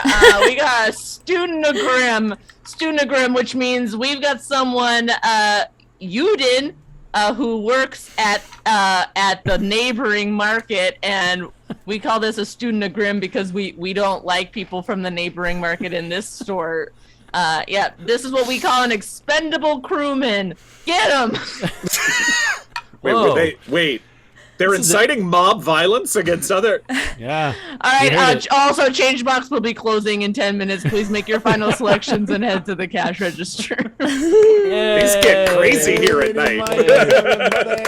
Never ever heard a store announcement. I want to know what grocery stores Katie's going to, because they sound pretty exciting. Pretty great. Changebox. It's like Escape from New York, but a grocery store. There really is. On this note, there's a store that I shop at, and I laugh every time I go there because they always solve like customer issues over the loudspeaker at the store, and they're like the employees just talk to each other and forget that the entire store can hear them talking, and it makes me laugh every time. Wow. Amazing. Wow. There was one other thing before we stop tonight. I don't know if I hope this didn't happen earlier on in the show, but we all got boxes from DM Yes! Yes, thank you. DM Ibex I'll get mine. made these incredible wooden dice boxes for us. Mine So cool. is purple and it says Warlock. I've already put a bunch of dice in it, as you can see. Ooh. And they sent these to us. Mine is somewhere between California and Colorado. Right? It's on an adventure. Nonetheless. Yeah. But yeah, they're gorgeous wood boxes with our character class burned into them. It's really Burned. So cool. Yes. And thank you for that. We appreciate you. We appreciate all of our patrons supporting the show. We appreciate everybody that gave us a potato or a yam or a balloon this episode. It all is really grateful, or advantage or disadvantage as well. All of that is extremely appreciated by us. And thank you for sticking with us for the show that has a little bit of technical difficulties. It was a chaotic show tonight. It was a little. We said seat of the I had a pants good at the time. beginning. Yeah. Yeah. It lived up to the promise. But we will be back next week. Until then, humankind, be bold. Oh, good You're night. doing great, Bird. Bye. Bert. Doing great, Bert.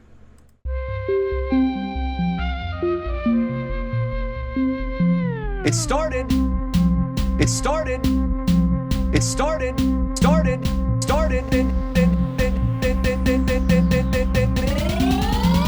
As a simple dungeon run.